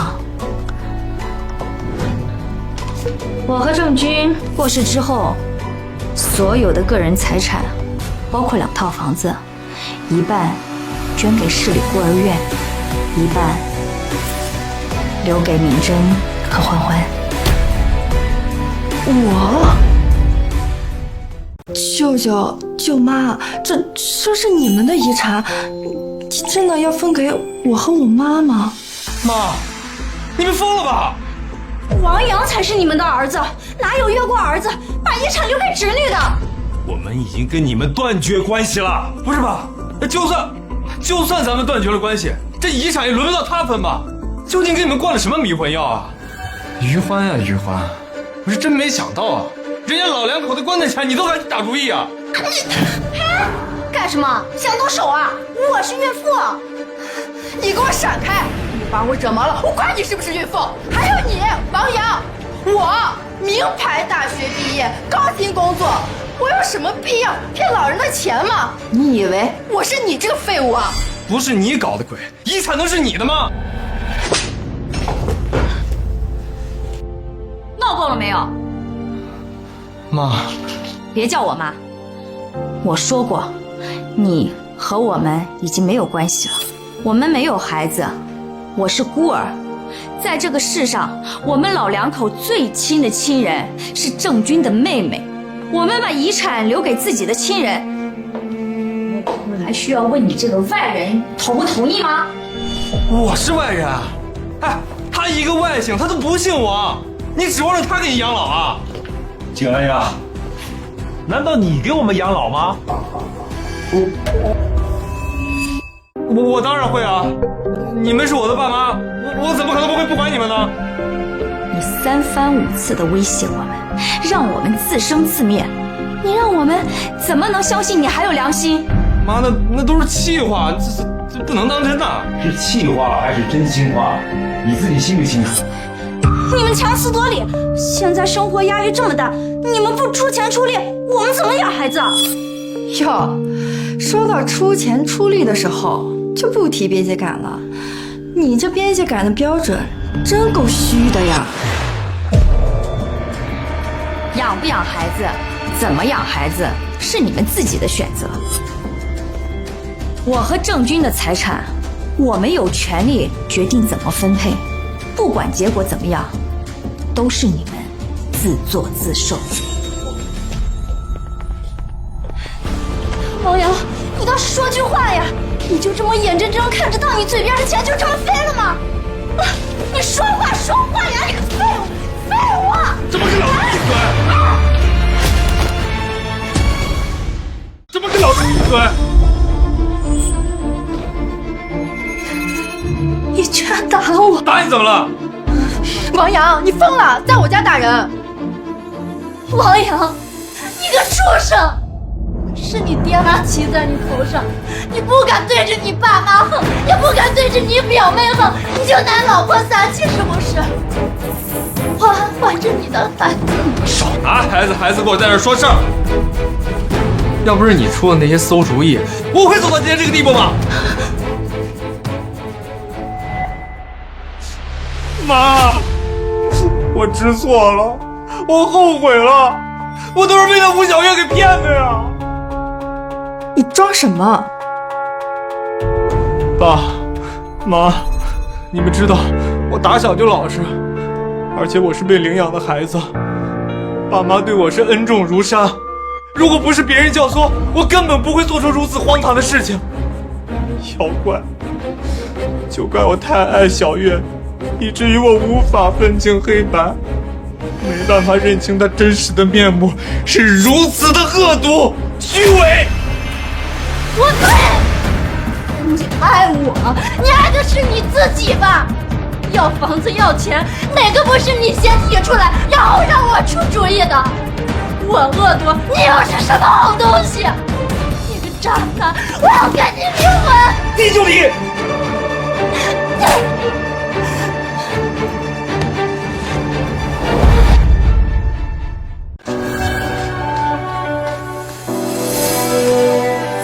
妈，你们看看，那个吴小玉，她就是这样的嘴脸，我就是被她这样给骗了呀！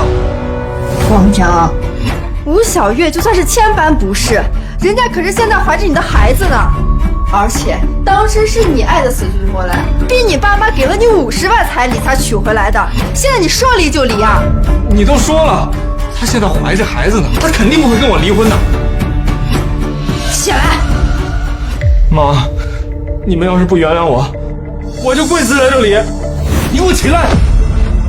这是混混的家，你要死，给我另外找个房子去！爸妈，你们就原谅我吧。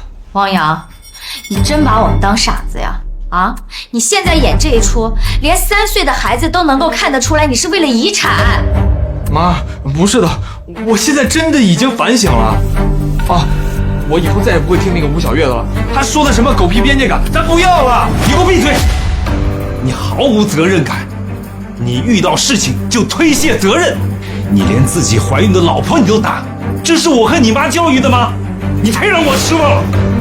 哎呀，爸，我这是一时兴起，我不是想孝顺你们的吗？孝顺？你要是孝顺的话，那母猪都能上树了。王阳，你心里到底是怎么想的，你自己清楚。人都是要为自己的选择负责任的。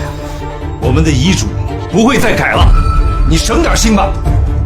你的那些低级的谎言，留着骗你自己吧。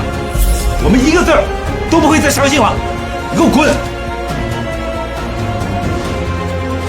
还愣着干嘛呀？滚啊！滚！滚！狗皮膏药，真是块滚刀肉，可算是滚了。呸！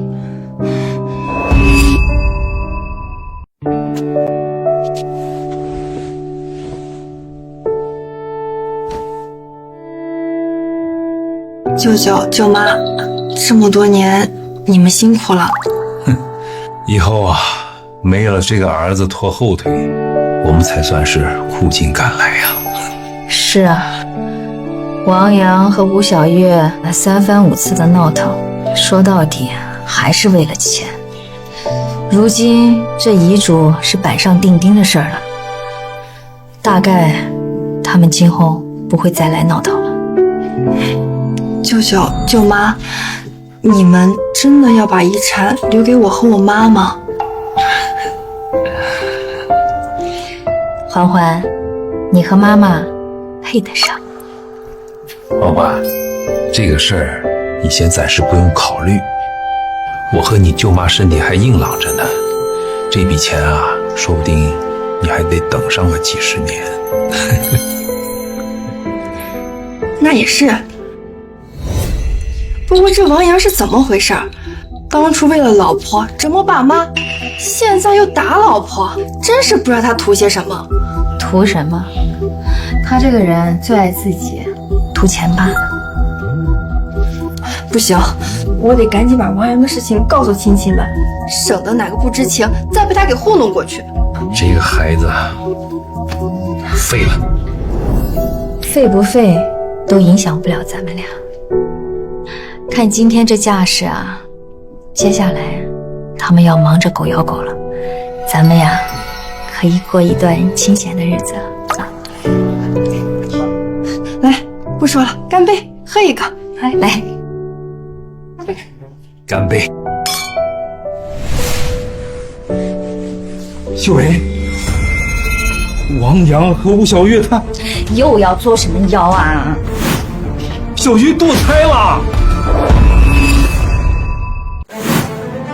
居然真的堕胎了！他都发到亲戚群里了，你看看。我说过，你们王家一家都是畜生，我绝不会生下带着你们家血脉的孩子。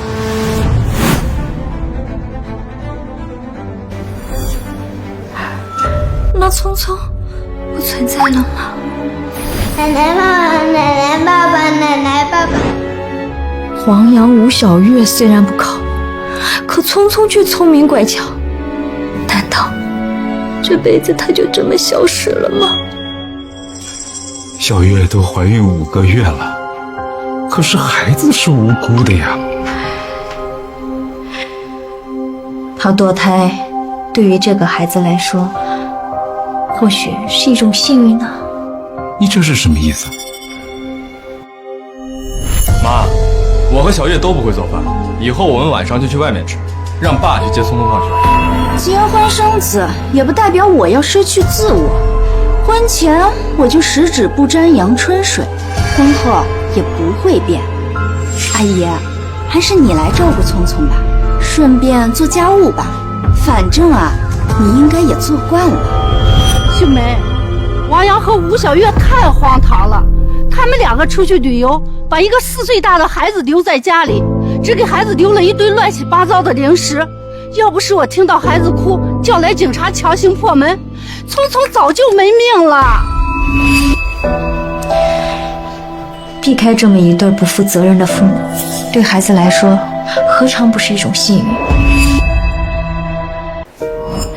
仲君，这段时间我想明白了好多。你总是怪自己，总是想着王阳长成现在这个样子，是不是我们做错了什么？可可其实，在养孩子这件事情上面，父母和孩子都是被动的。孩子他选择不了自己的父母，父母也控制不了孩子的未来。你说的我都懂，可是我一想到那个未出世的孩子，我心里就莫名的难过。我这心里也不好过。可是，如果没有我们的帮忙，王阳和小月能把孩子给带好吗？如果注定要遇上这么一对不负责任的父母，一地鸡毛，那还不如从一开始就不要让这个孩子到世界上来受苦。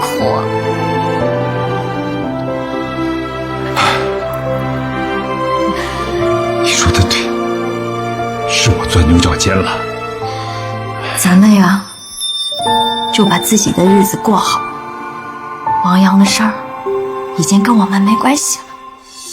吴小月都怀孕5个月了，还坚持要打胎，看来这回她是铁了心要跟王阳离婚了。是啊，估计现在王阳比我们还着急呢。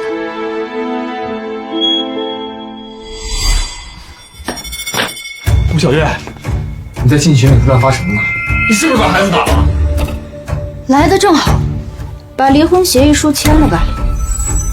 我赶时间回老家去。我不签，你先回答我，你是不是把孩子打了？你瞎呀！我肚子消下去了都看不出来，打了又怎样？那是我们的孩子啊，你说打就打啊，你还有没有点母性啊？王阳，你没上过学是吧？这孩子都没生出来呢，顶多算个胚胎。我的身体我做主，关你屁事！孩子不是你一个人，也是我的，谁允许你倒了？这都是你逼我的，我还怀着孕，你就敢对我动手？要是真把孩子给你生下来，你不得打死我？那些都是权宜之计，是为了骗我爸妈改遗嘱的。你怎么就这么斤斤计较呢？你笑什么呢？我笑啊！你家里人有一句话说的对，这么低级的谎言，你还是留着骗骗你自己吧。什么权宜之计？我看你就是真情流露。那不是你活该吗？要不是你净出馊主意，我怎么会？行了，别说这些废话了，赶紧把离婚协议给我签了。说来说去，不就是为了钱吗？我看你啊，就是看我没了遗产，没了房子，所以就要跑是吧？我告诉你，想离婚可以，把结婚时候我给你的50万彩礼退回来。还给你？你想得美！我为你怀孕流产，那50万给我补身体还不够的。你个贱人！好，那我就死也不同意离婚，看谁耗得过谁。反正我是个男人，二婚也他妈不亏。王阳，你连你爸妈都挺不过，还想跟我斗，做梦！你们是谁？别过来！王八蛋，就是你对我妹妹动手是吧？窝囊废，你是个什么东西？你可当小月的青春！报警！我们是夫妻，我哥哥、我小舅就是你的亲戚，亲戚打架顶多被判个寻衅滋事，我家里亲戚多着呢，大不了以后每天换2个人打你。这离婚协议你签不签？我签。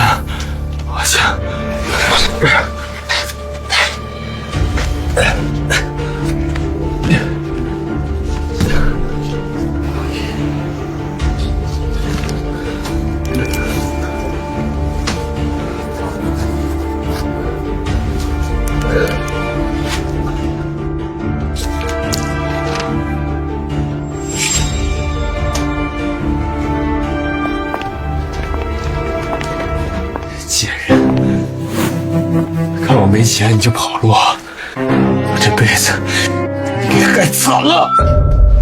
王阳，事到如今，我就最后实话跟你说了吧，我跟你结婚是为了钱，可跟你离婚还真不是为了钱。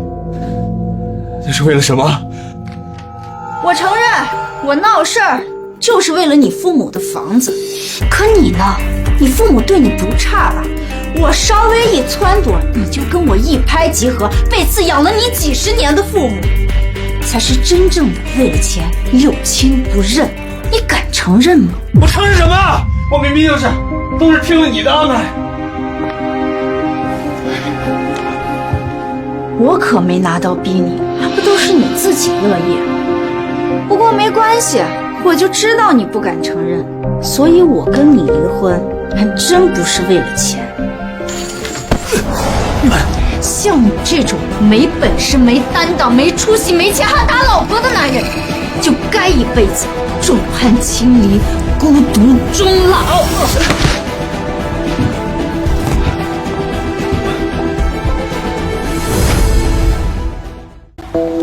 你这个真不行啊！滚蛋！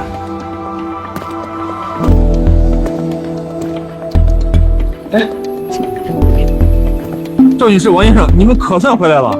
小李，物业费不都交过了吗？不是物业费的事儿，是你们儿子王阳。对，他都消停1年多了，怎么又出幺蛾子了？哎，你们自己看吧。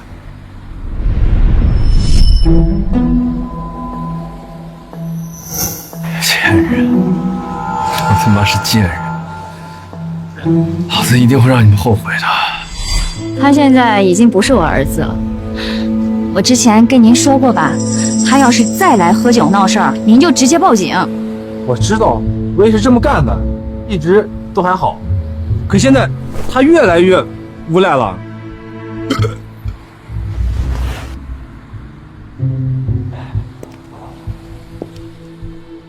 滚蛋！哟，这不是那个抛弃儿子的爹妈吗？2个大忙人忙完回来了。报警啊！报，随便报，反正我也进去过一次了，档案里面都有记录了。我再进去也不怕，出来之后接着堵你们。四句话开水烫。反正这钱你是拿不到了，你还想干嘛？我想让你给我道歉。我们给你道歉，都是因为你们不把房子过户给我，我才被迫住进那个又臭又破的出租屋。都是你们硬要跟我断绝关系，那些亲戚们才会对我指指点点，都是因为你们遗产没有分给我1毛钱，小月才会去堕胎跟我离婚。这一切都是因为你们，都是你们的错。你很闲吗？在这儿愤世嫉俗，不找工作？1000块钱的班谁他妈愿意上啊？那个老板还说我啊，说我不够努力。我呸！这种班谁他妈爱上爱上去，厉害呀！我和你妈花了1年的时间，到处托关系求人给你找的工作，你这么快就辞了？你要是早点把房子过户给我，我还用这么努力吗？你们今天必须给我道歉。对，是我们父母太狠心，小月太拜金，都是我们的错，你就没有错？当然没有错。老话说的没错，这养父母啊，没有血缘关系，根本就不会真心为儿女着想。我要是在我亲生父母那儿，就不会这样。钱、房子我早就拿到了。王阳，你小的时候有心脏病，我和秀梅把你从福利院领养回来，给你掏钱做手术，安安稳稳把你养到35岁，还给你找工作。你结婚，我们还凑了50万的彩礼，这还不叫替孩子着想？你有没有良心啊你？这又怎么样啊？不怎么样，你现在无依无靠，是想找回自己的亲生父母？这又怎么样？不怎么样，我想我可以帮到你。帮我？帮我什么？当然是帮你找到你的亲生父母啊！上辈子王阳最后还是跟亲生父母见了面，我记得他亲生父母的个人信息，要找到他们不难。帮我找出我亲生父母？是的，确定你没有什么阴谋吗？当然没有。既然你口口声声说我们这一对养父母毁了你一生，那干脆我就帮你找到你的亲生父母，也省得以后你3番5次的来打搅我和郑军的正常生活。我呸！找回亲生父母，我自己也可以。咱们走着瞧，走着瞧。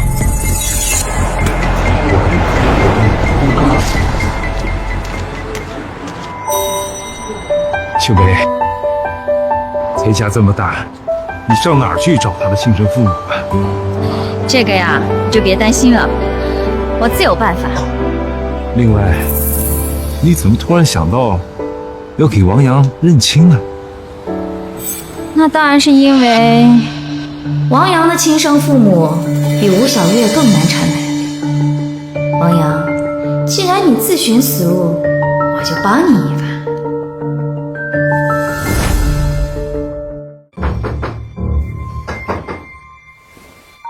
别敲了，叫魂儿呢，在那儿。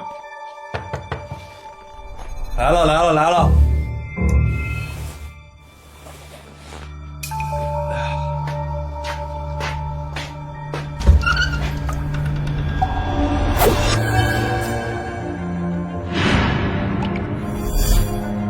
谁啊？来进来了。你是王阳吧？是啊，怎么了？你从小是被遗弃在安康福利院门口，发现你的时候，身上还有一张写着你生日的纸条。你怎么知道？儿呀，妈终于找到你了。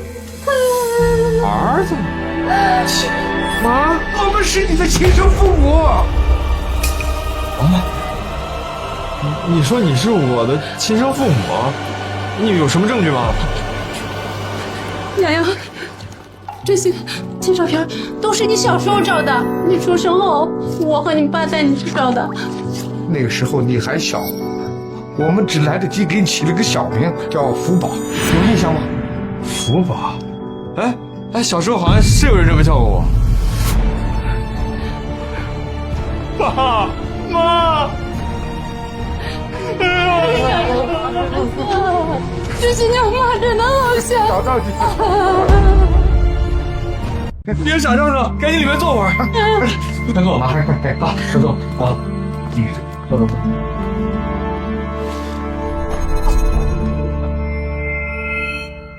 爸妈，所以你们真的找了我这么多年了？为了找你，你爸把工作都辞了，就是想把你找回来。我记得我小的时候被遗弃到了福利院。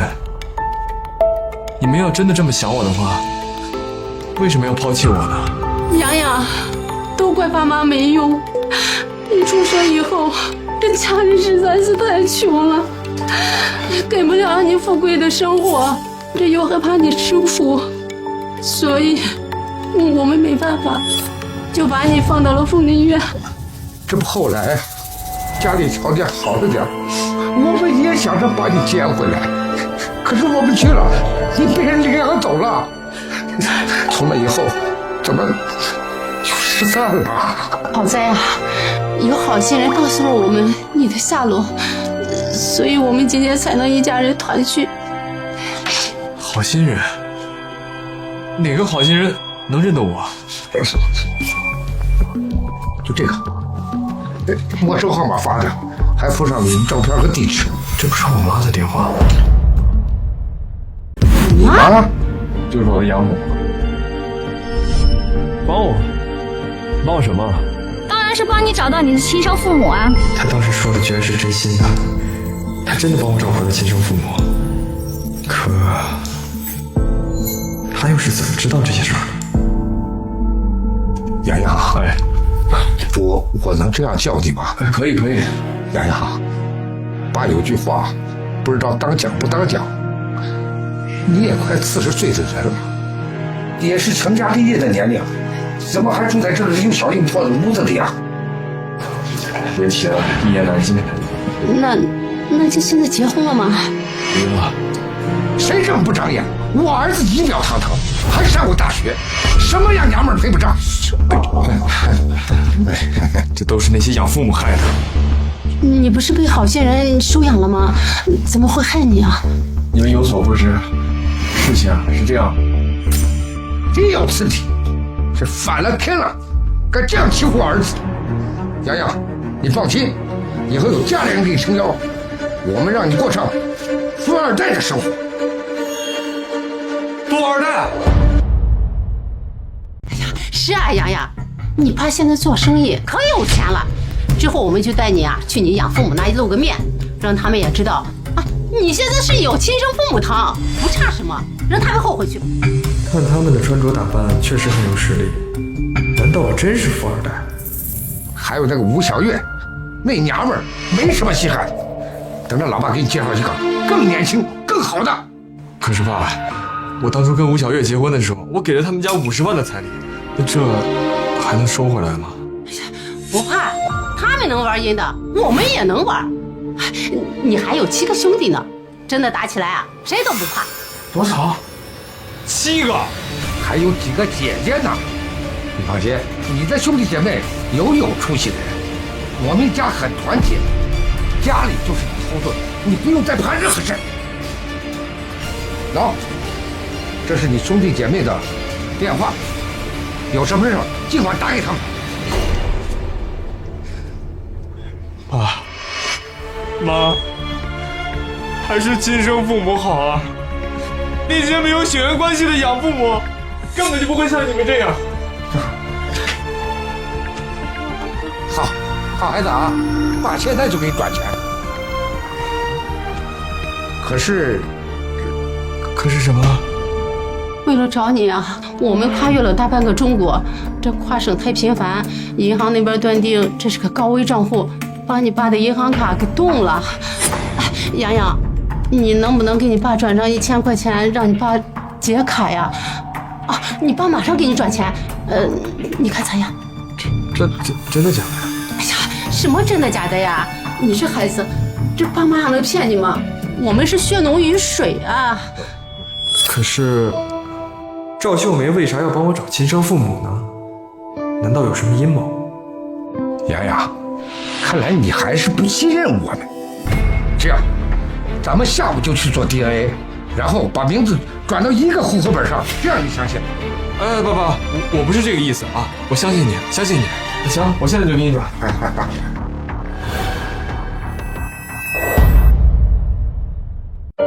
对，以后呀，这王阳要是再来我们小区喝酒啊，您就不用管他，让他自己闹，哎，反正他也闹腾不了多久了。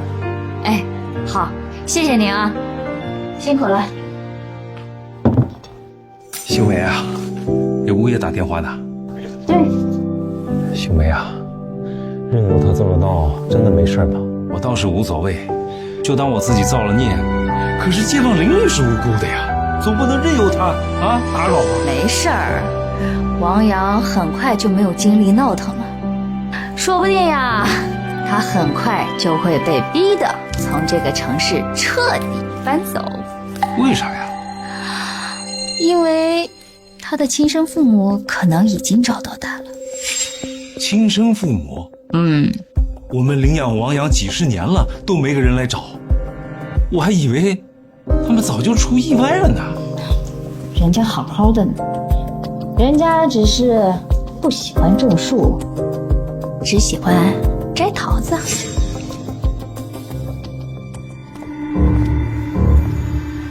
爸，我都陆陆续续给你转了快5万块钱，你这个银行卡什么时候才能解禁啊？急个啥呢？快来！不是，这怎么能不急呢？这5万块钱也不是什么小钱啊！你要是再不给我转账的话，别说是富二代了，我饭都快吃不起了。哎，臭小子，你怎么跟你爸说话呢？你爸那可做生意呢啊，还差你那点钱。不是什么不是？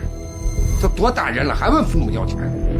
你现在早都到了赡养我们的时候。不是，你之前答应过我，说我以后不用再为钱发愁了。我反悔了不行啊！这事儿能反悔啊？这事儿能反悔啊？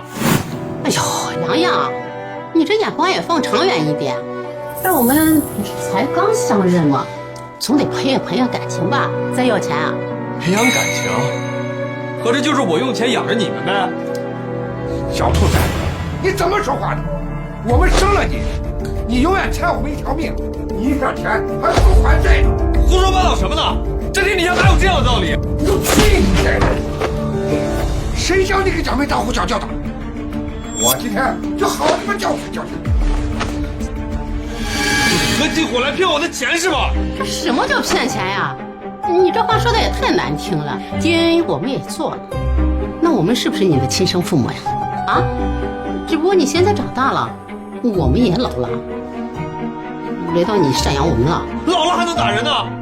我告诉你，我养父母，他们就不会这么跟我说话，更不会问我要钱。有本事你找你养父母去啊！我都打听过了，人家不要你了。洋洋，这 DNA 也做了，我们在一个户口本上，你和你养父养母那边也断绝了关系，在法律上，我们就是你最亲的亲子关系。你要是不出钱养我们，那在法律上，你可是遗弃罪啊，违法的。好啊，原来你们两个早就计划好了。怪谁呀？那还不怪你蠢！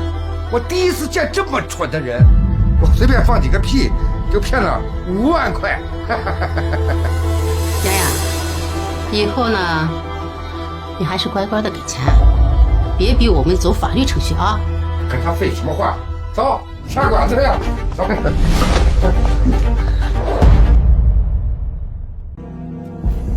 疯子，疯子，我怎么会这样？队长，兄弟姐妹，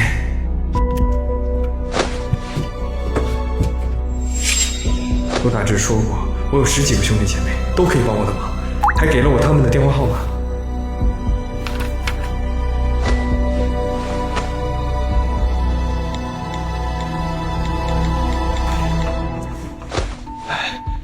您好，咋没人接啊？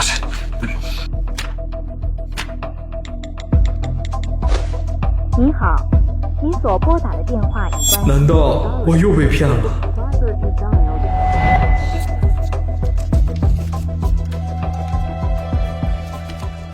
我再试一次。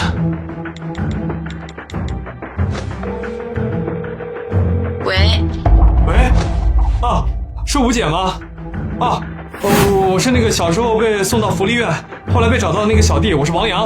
啊，我知道你。太好了。那什么，我刚才给我其他兄弟姐妹们打电话，他们一个都不接，我还以为我被骗了呢。那个吴姐，我想问你，是不是爸妈没有把我的电话给你们啊？所以不，就是因为知道是你打的电话，其他人才不接的。为什么？我们都怕你是周大志和郭兰派来的帮手。什么帮手？你还不知道吗？周大志跟郭兰生了8个儿子，6个女儿，除了你，剩下13个孩子全都被他们以遗弃罪告上法庭了。说什么？难道那13个孩子就没有一个人愿意赡养他吗？赡养？那也得看是什么人啊。周大志和郭兰管不住下半身，又懒得避孕，一窝生了那么多孩子，当然养不起。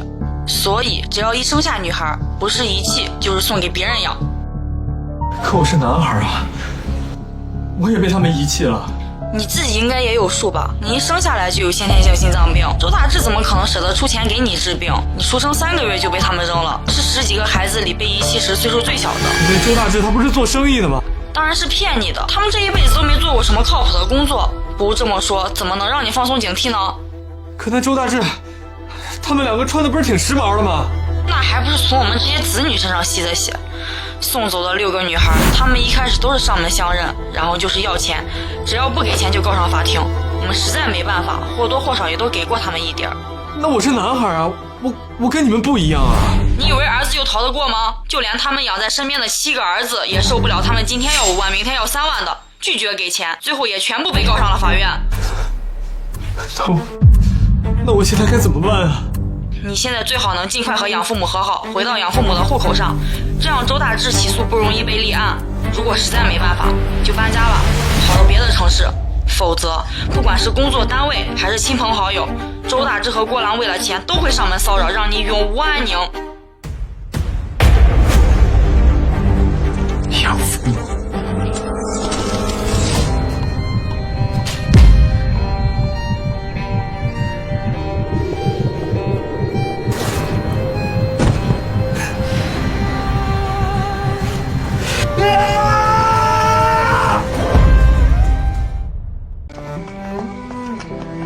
可说好了啊，咱们两家一起去旅游。好。妈。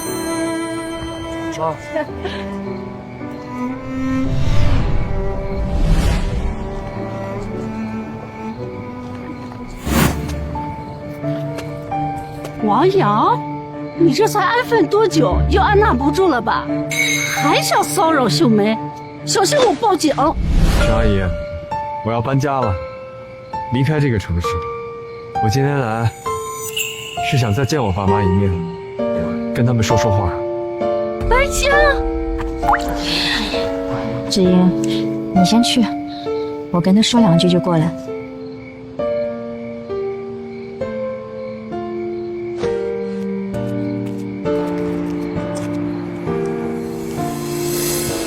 有什么，你说吧。妈，爸在上面吗？我想见见他。不用了，郑钧最近心情很好，看见你只会破坏了他的好心情。这个房子已经不是你家了。可我毕竟也在这生活了几十年。这种感情牌以后少打，有事说事儿。妈，我被我的亲生父母缠上了，他们就是不折不扣的吸血鬼，从我这儿骗了5万块钱还不够，他们继续问我要钱，我不给，他们就把我住的地方弄得一团糟，我报警，他们还耍赖。妈，儿子真的受不了了，他们还威胁我，起诉我，让我用我的后半生去赡养他们，可是他们在生下我的3个月就抛弃了我。我凭什么要去养他们的后半生啊？王阳，你真虚伪！我以前不给你钱的时候，你满嘴都是养恩算个屁，养恩没有亲生父母大。你现在来跟我说生恩没有养恩重。妈，那是我之前不懂事，不知道你和爸的辛苦，满脑子就只有自己。好了，你不要再说了，你到底要干嘛？妈，就算您不肯原谅我，但是能不能重新把我写进户口本里？这样我的亲生父母就不会以遗弃罪起诉我了。不可能，你别做梦。妈，我不奢求您能原谅我，我马上就要搬走，我们可能这辈子都不会再见面了。但是您能不能看在咱们几十年的母子情分上，救我一命啊？几十年的母子情，妈，我问你，你和小月想骗走我2套房子时，用断绝关系威胁我们时，山东对我们老2口的网暴，让我们出钱出力做牛做马时，放话让我们自生自灭孤独终老时，你可曾想过我们这几十年的母子情？妈，你知道吴小月第一次上门给我们立规矩的时候我在想什么？我们现在已经没有关系了，我们已经离婚了。你还是不明白，你以为我跟你爸这么长时间是在怨小月，是在生小月的气？什么意思？小月是虚伪、贪婪、恶毒，可是她有一句话说的对呀，我们没有生她养她，本质上就是陌生人。之所以我们会对她那么忍让，那是因为她是你老婆，是因为你。如果不是你，她哪来的底气一次次的作妖？哪来的底气我们会让着她？我跟你爸最伤心、最怨的是你，王阳。妈，我不知道，我真的不知道，我一直以为你只是宠爱我，所以小月说什么我就……王阳，你到现在还不明白，还把责任往别人身上推？妈，不是的，不是这样的，我知道错了，我真的知道错了。毫无担当，毫无原则，见利忘义，两面三刀。我赵秀梅怎么会有你这样的儿子？我这辈子做的最错的事情就是在孤儿院里养了你。妈，我求你，求求你救救我吧！我不想让那些吸血鬼毁掉我的人生呀！我求求你了，救救我吧！那跟我又有什么关系？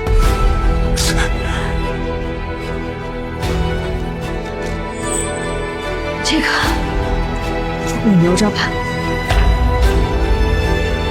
留作证据，不需要了。妈，妈，儿子悔了。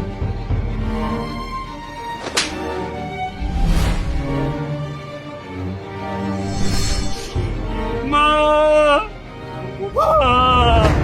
我们这类人，年轻时为了父母，老了为了子女，一辈子忙忙碌碌，从来没为过自己。可就算付出一切，谁又能保证孩子真的孝顺，真的能老有所依？哎，秀梅回来了，吃饭呢。即使没有孩子，年老时和心爱之人走走停停，看看这个世界，为自己而活，也是一种幸福。愣着干什么呀？快坐下呀！来吃饭。来了。